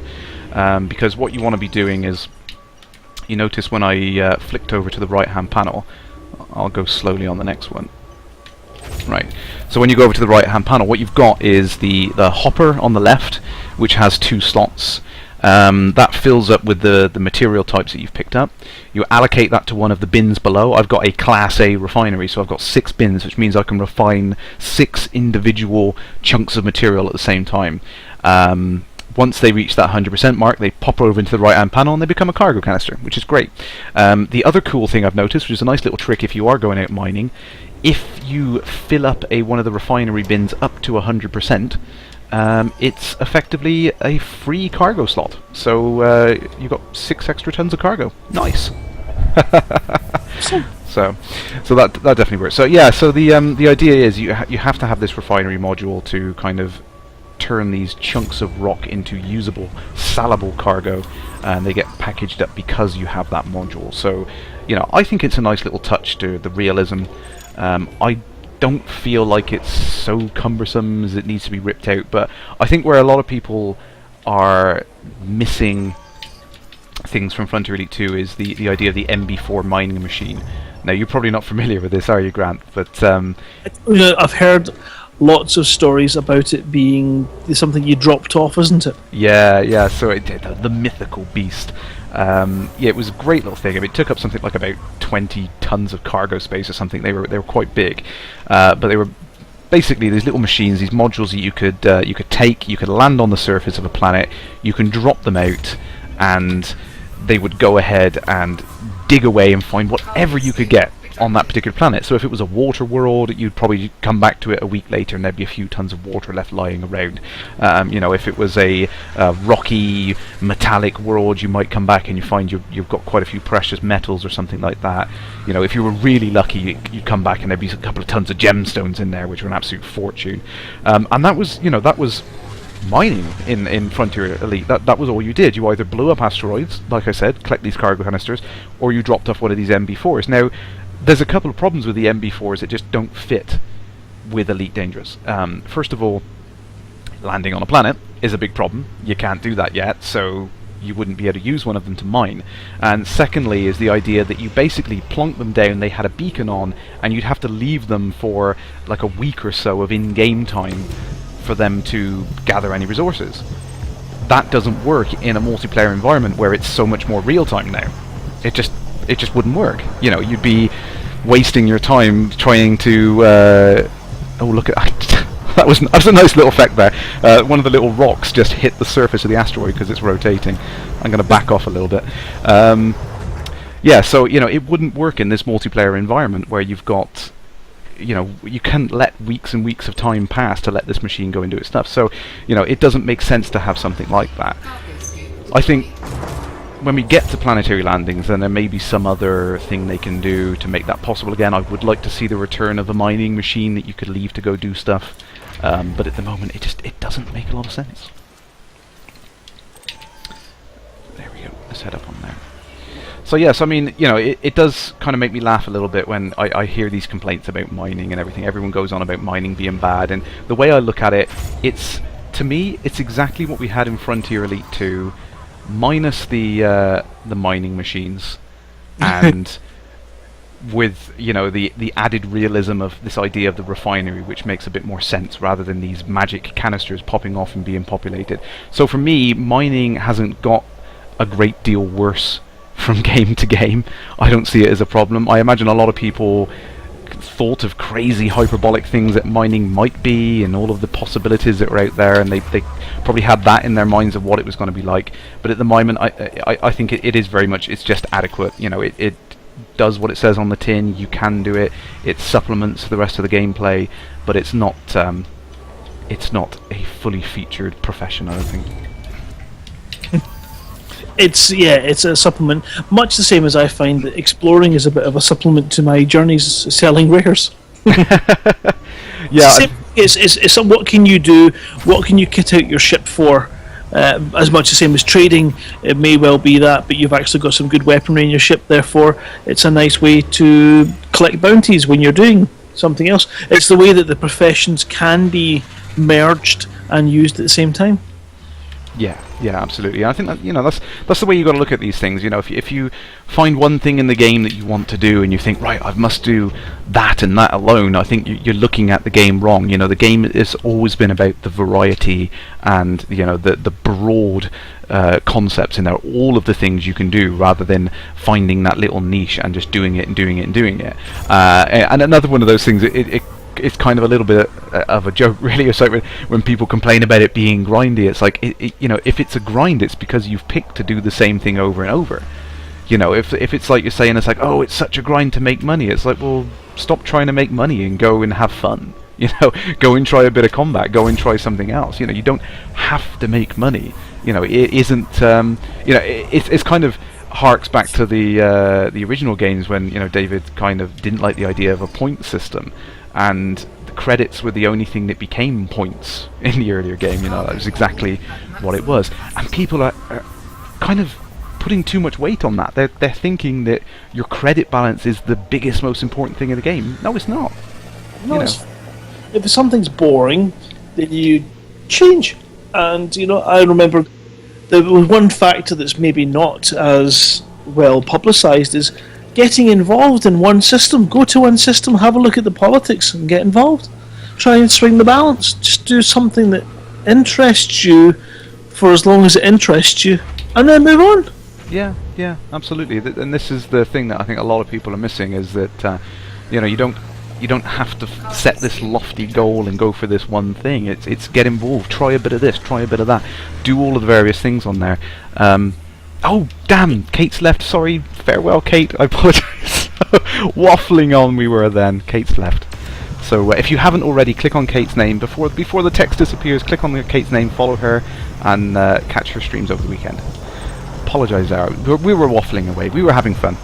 But yeah, no, it is. People are saying, oh, it's it's very, very broad but very shallow, and it's like, well, maybe you should kind of spread yourself out and try a few other things. That's what the game's always promised to be. It's what it's always been about.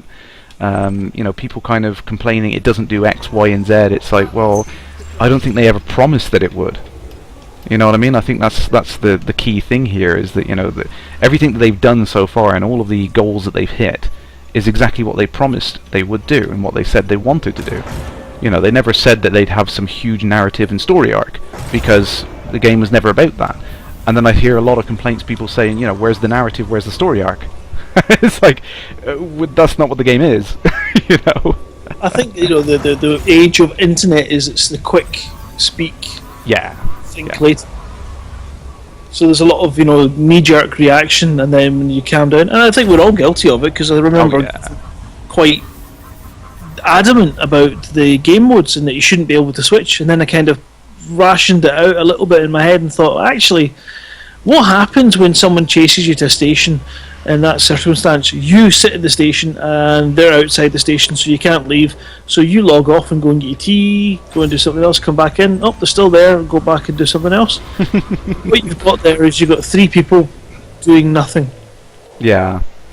So you then flick it. They got to the station, and I still think possibly you shouldn't be able to change game mode or save unless you're at a station, just for neatness. But it's not really relevant now. But if you jump mode, and you jump from game multiplayer into solo mode when you're in that station to avoid them, what you're really doing is you're essentially skipping the bit where you sit and do nothing and going straight to the bit where you get past them.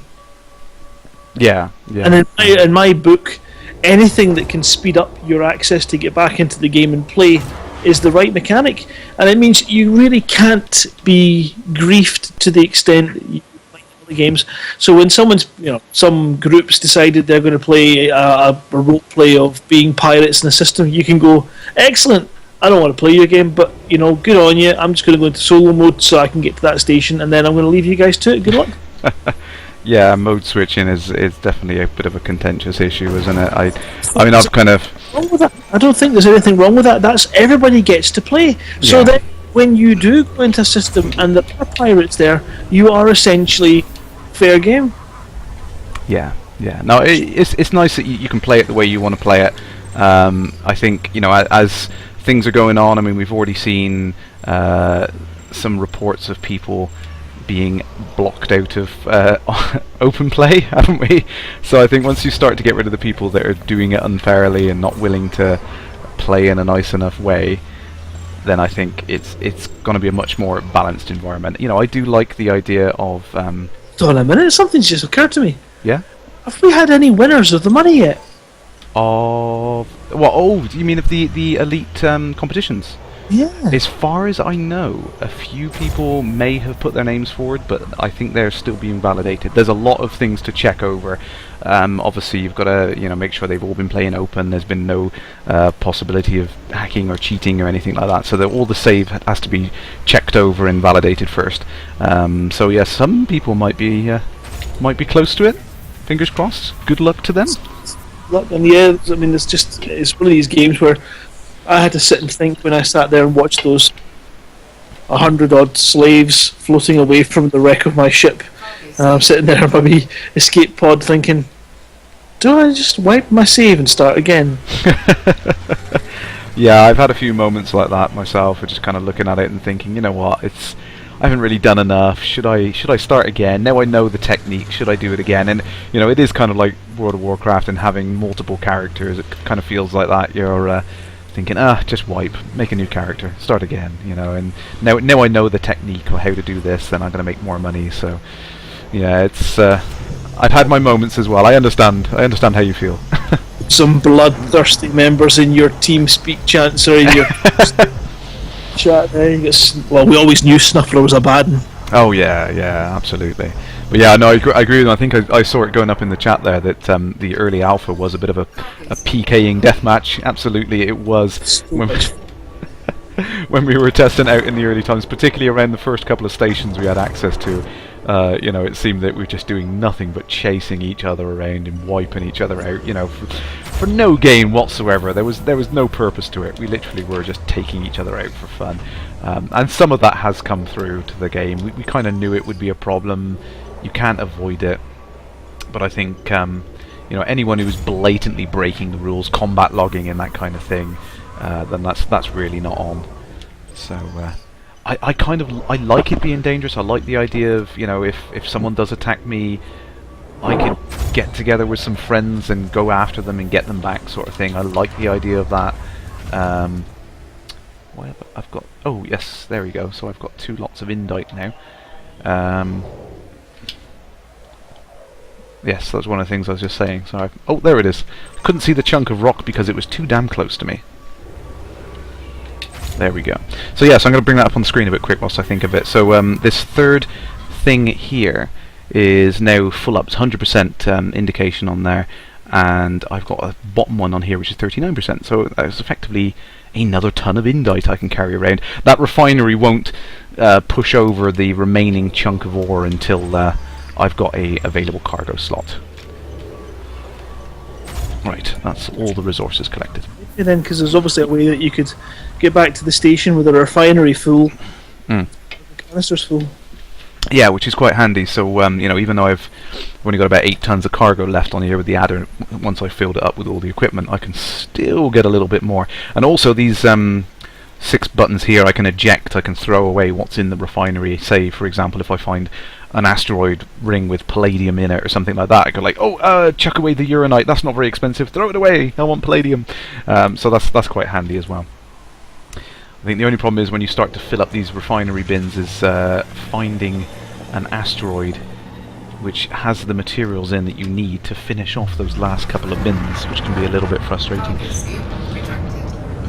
I will say the only metal that I've been lucky enough to come across doing a little bit of mining so far has been silver. I've not found any palladium yet, damn it. But silver is quite expensive, and when you look at it, I mean, it is pretty much free money, so it's not too bad. You can see Commander Jan is sitting in the chat room there, complaining that they have 0 kills and 0 deaths, which tells them all about their combat skills. And yes, we just got something that might be a little bit poignant for you there. Brave the robin ran away. No! Bravely ran away. I didn't. Yeah. Yeah, I must admit that's I did have a moment. I will outright admit I got massively griefed a couple of weeks back. and it was not fun. So I can appreciate where people are coming from when they say about griefing and stuff. I had several commanders working together as a group, coordinated. They must have been on TeamSpeak or something, and they were following me down. They interdicted me about 3 or 4 times in a row and attacked me for no reason. I had no bounty, I had no cargo, nothing worth stealing. Literally was just, oh look, there's Kerrash, let's gank him. And so it ensued for a good 20 minutes on my way back to the station. It was frustrating, and I really hated it. It was so annoying, but it is part of the game. It is difficult. It is difficult because that's when you're being, obviously because you're just so attractive. It's very difficult for people not to shoot you. Snuffler there. Oh, what did you pull you do there? What did you do? Yes, thank you, Snuffles. Thank you. Where the nasty men touched. get the little thing out. No, I know what you mean. I got to the station, logged out, rage quit. I was really frustrated, and then I kind of thought about it over the weekend and realised, I thought, you know what, it is part of the game. Damn it, I managed to get away. I raced back to the station, cost me a good 10-20,000 in credits or something like that, and I was thinking, well, it's my own fault. I go around, they know who it is, it's price of fame, I suppose.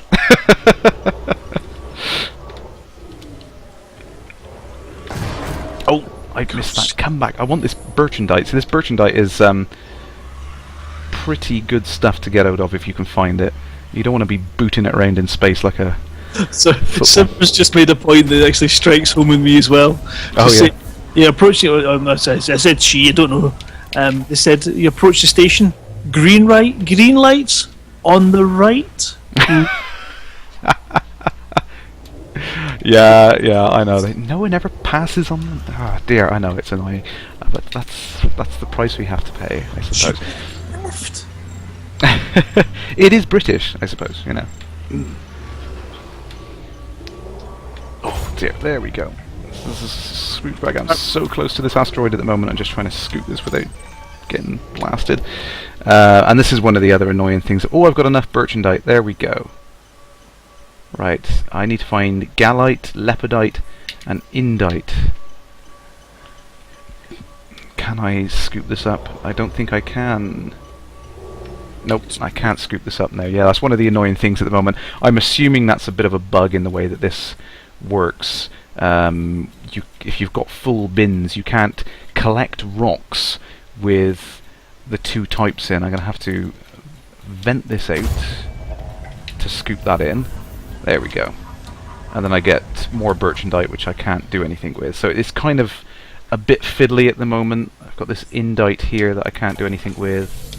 Let's see if I can get that. Yeah, the interface on the mining thing it's a little bit finicky at the moment. It needs a bit of love, I think, and definitely it's something which I'm hoping will improve in future versions. I did see a question flick up there earlier on about they'd like to see more things to do with group mining activities.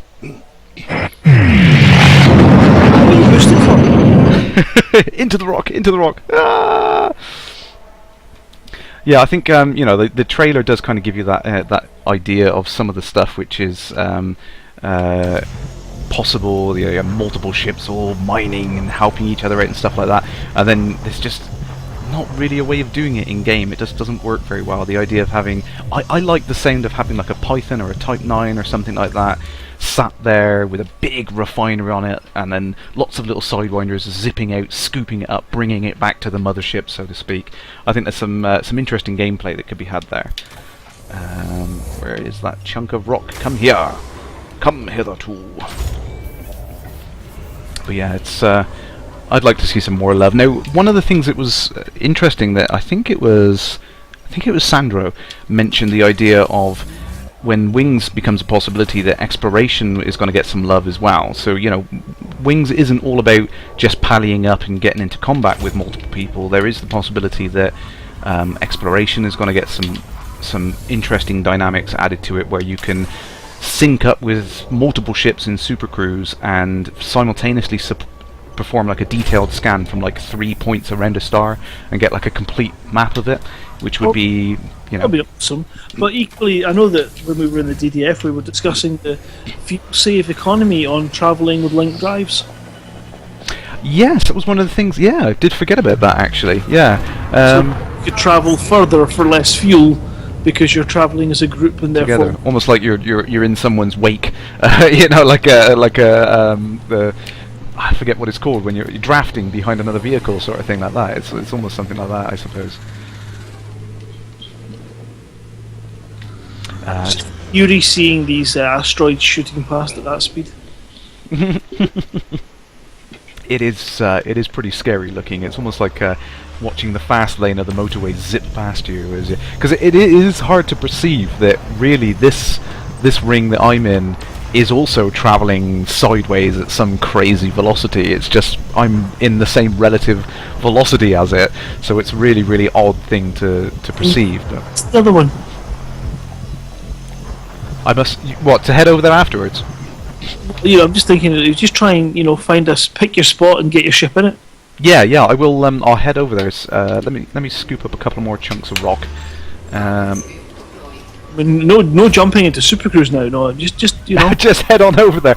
I did try to do that actually. All jokes aside, I did try that in another ring system, and I realised that the gap between it was something like a few thousand kilometers. I think when.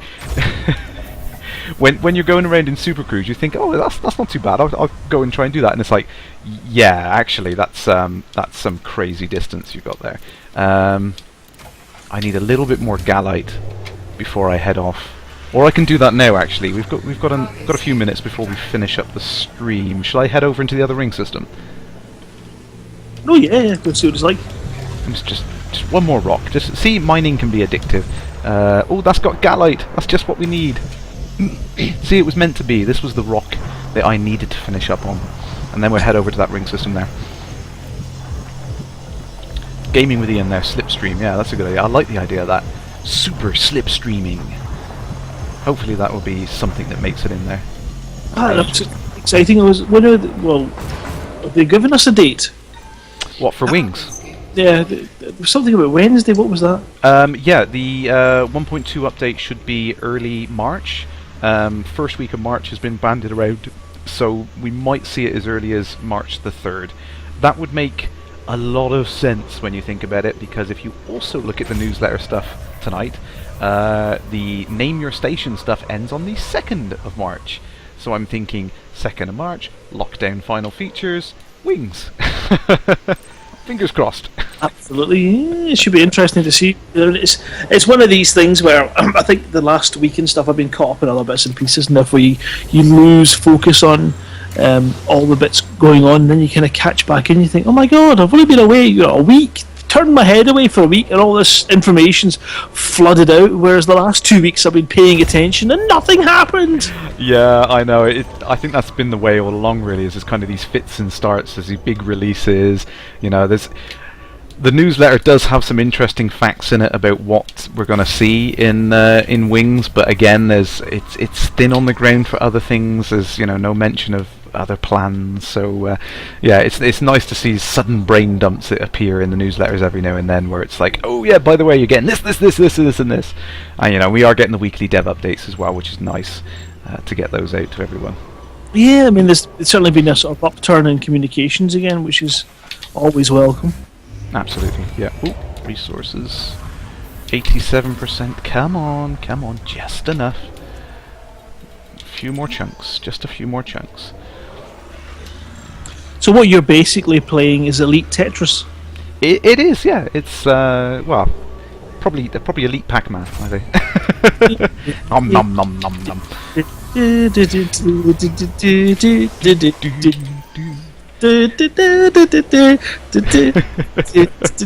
That should be the mini game as you assemble it in your refinery. Yeah. Or hopefully when we get the FPS section out, then that'll be the removing the cargo from the docks or packing it in before you leave on a long journey, is getting it all into the right space. 2 more chunks. I should have enough in 2 more chunks. If I'm just shy, I'm going to be incredibly annoyed, but I just can't figure out how, Amy gets annoyed with you. Surely she's not bothered by you saying just 5 minutes more. just it. Yeah. It's alright. My wife has just made contact a couple of minutes ago, going, are you finishing up soon? it is. It's that kind of game that takes over. It's like Civilization. It is very much one of those kind of just one more little one more little thing, and just yeah. Sorry, it's just that kind of game.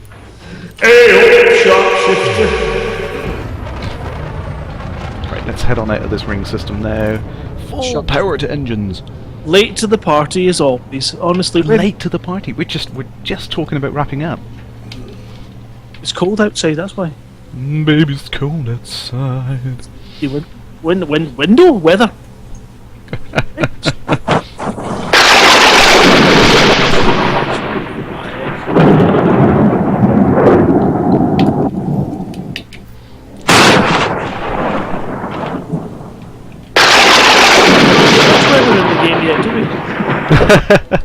Well, that's an interesting point, actually. I mean, you would see some lightning in forms of weather from space. So when we do get one of these little updates saying, weather systems improved, I've seen them mentioned a couple of times in. Put my hard points away. In some of the newsletters, the weather systems were improved on some of the water worlds. You see, like extra cloud formations and stuff like that. It's going to be really interesting to see full-on weather as you approach the planets. I just had a wee idea pop in my head there. Mm-hmm. Start shipping cargo. We're building today. Come on and be a part of it. New Yembo.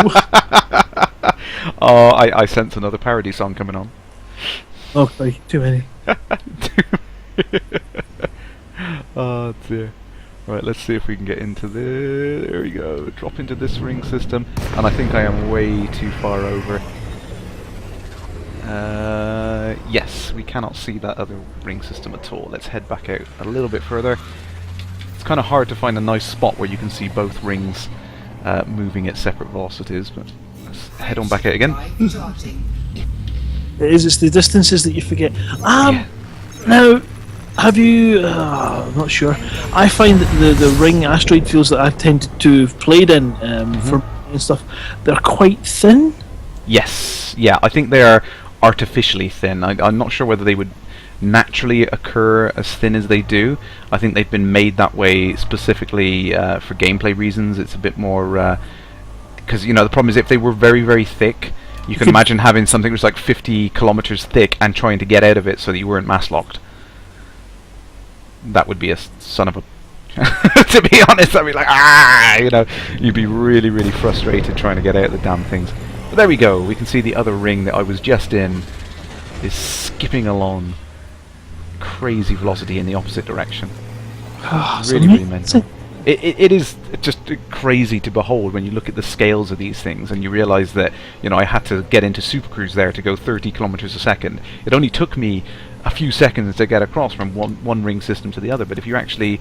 Now I'm travelling at normal speeds, it looks as if I'm almost standing still. You know what I mean? At full velocity. This is how big this is. Absolutely insane. Oh, Mr. Usher has corrected us, and he says, actually, Saturn's rings are very thin. Well, yeah, I mean, I've not looked into it myself, so, I mean, oh, there's an asp out here exploring. Run away. Yeah, but I don't have the facts and figures available, but I would imagine them having more variation in thickness. I think, the game has made them thinner for those reasons, but I don't know. Ooh, there's a fight breaking out. I like that because Fender Saxby there spends time filling hold and refinery with mining, heads immediately for spinning death ring. That is very much a meme that I can put my hands up to and admit. Yes. Somebody in their little asp stuck between the two rings, getting spun constantly. Yeah, stuck in that can't get the right frame of reference, just constantly zipping between A and B. Oh, it's one of those funny things. It's one of the hardest things to imagine is the rain when you're standing at the edge of a rain cloud. It's rain one side of you and not the other, and your human brain just goes, Yeah, it can't possibly be that different on... Yeah, and you know, some of those things when you look out over, you know, you go out for a walk and you see out over the countryside and you see the big thick rain clouds and there's like this patchy areas where one village is like almost completely in light and the one next to it is in darkness or something like that. It's a bit of a mind screw. It's hard to comprehend and stuff like that. And the same thing in this game. It really does give you that really odd sense of perception distortion where these things couldn't possibly be like this, but they are. It's just like, how can this be? Doesn't make sense. Snuffler's leaving. Please leave the Snuffler.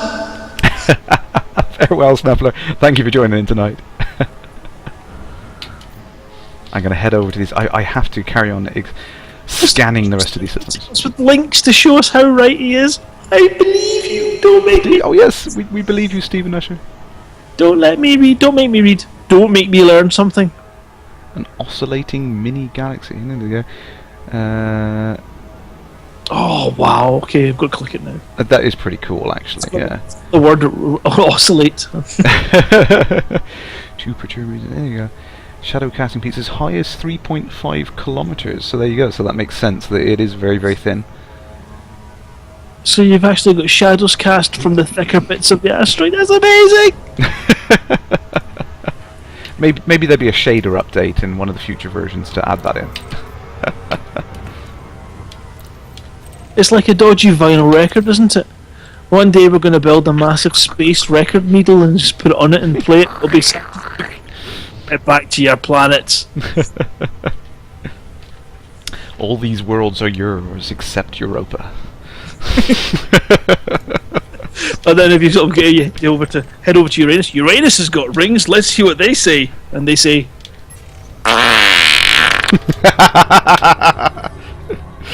oh, dear.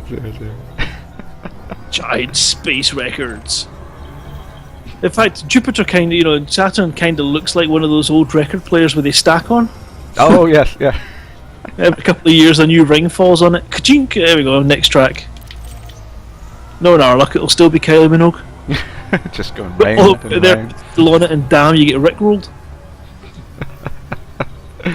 Gonna give you. Never gonna make me down. Oh, I want to head over to these stars. Look awesome. Look at these damn things. I've never seen anything like this. It's crazy. I went, all that time I spent exploring, and I found some pretty cool things. I never found a ternary star system like this, or a binary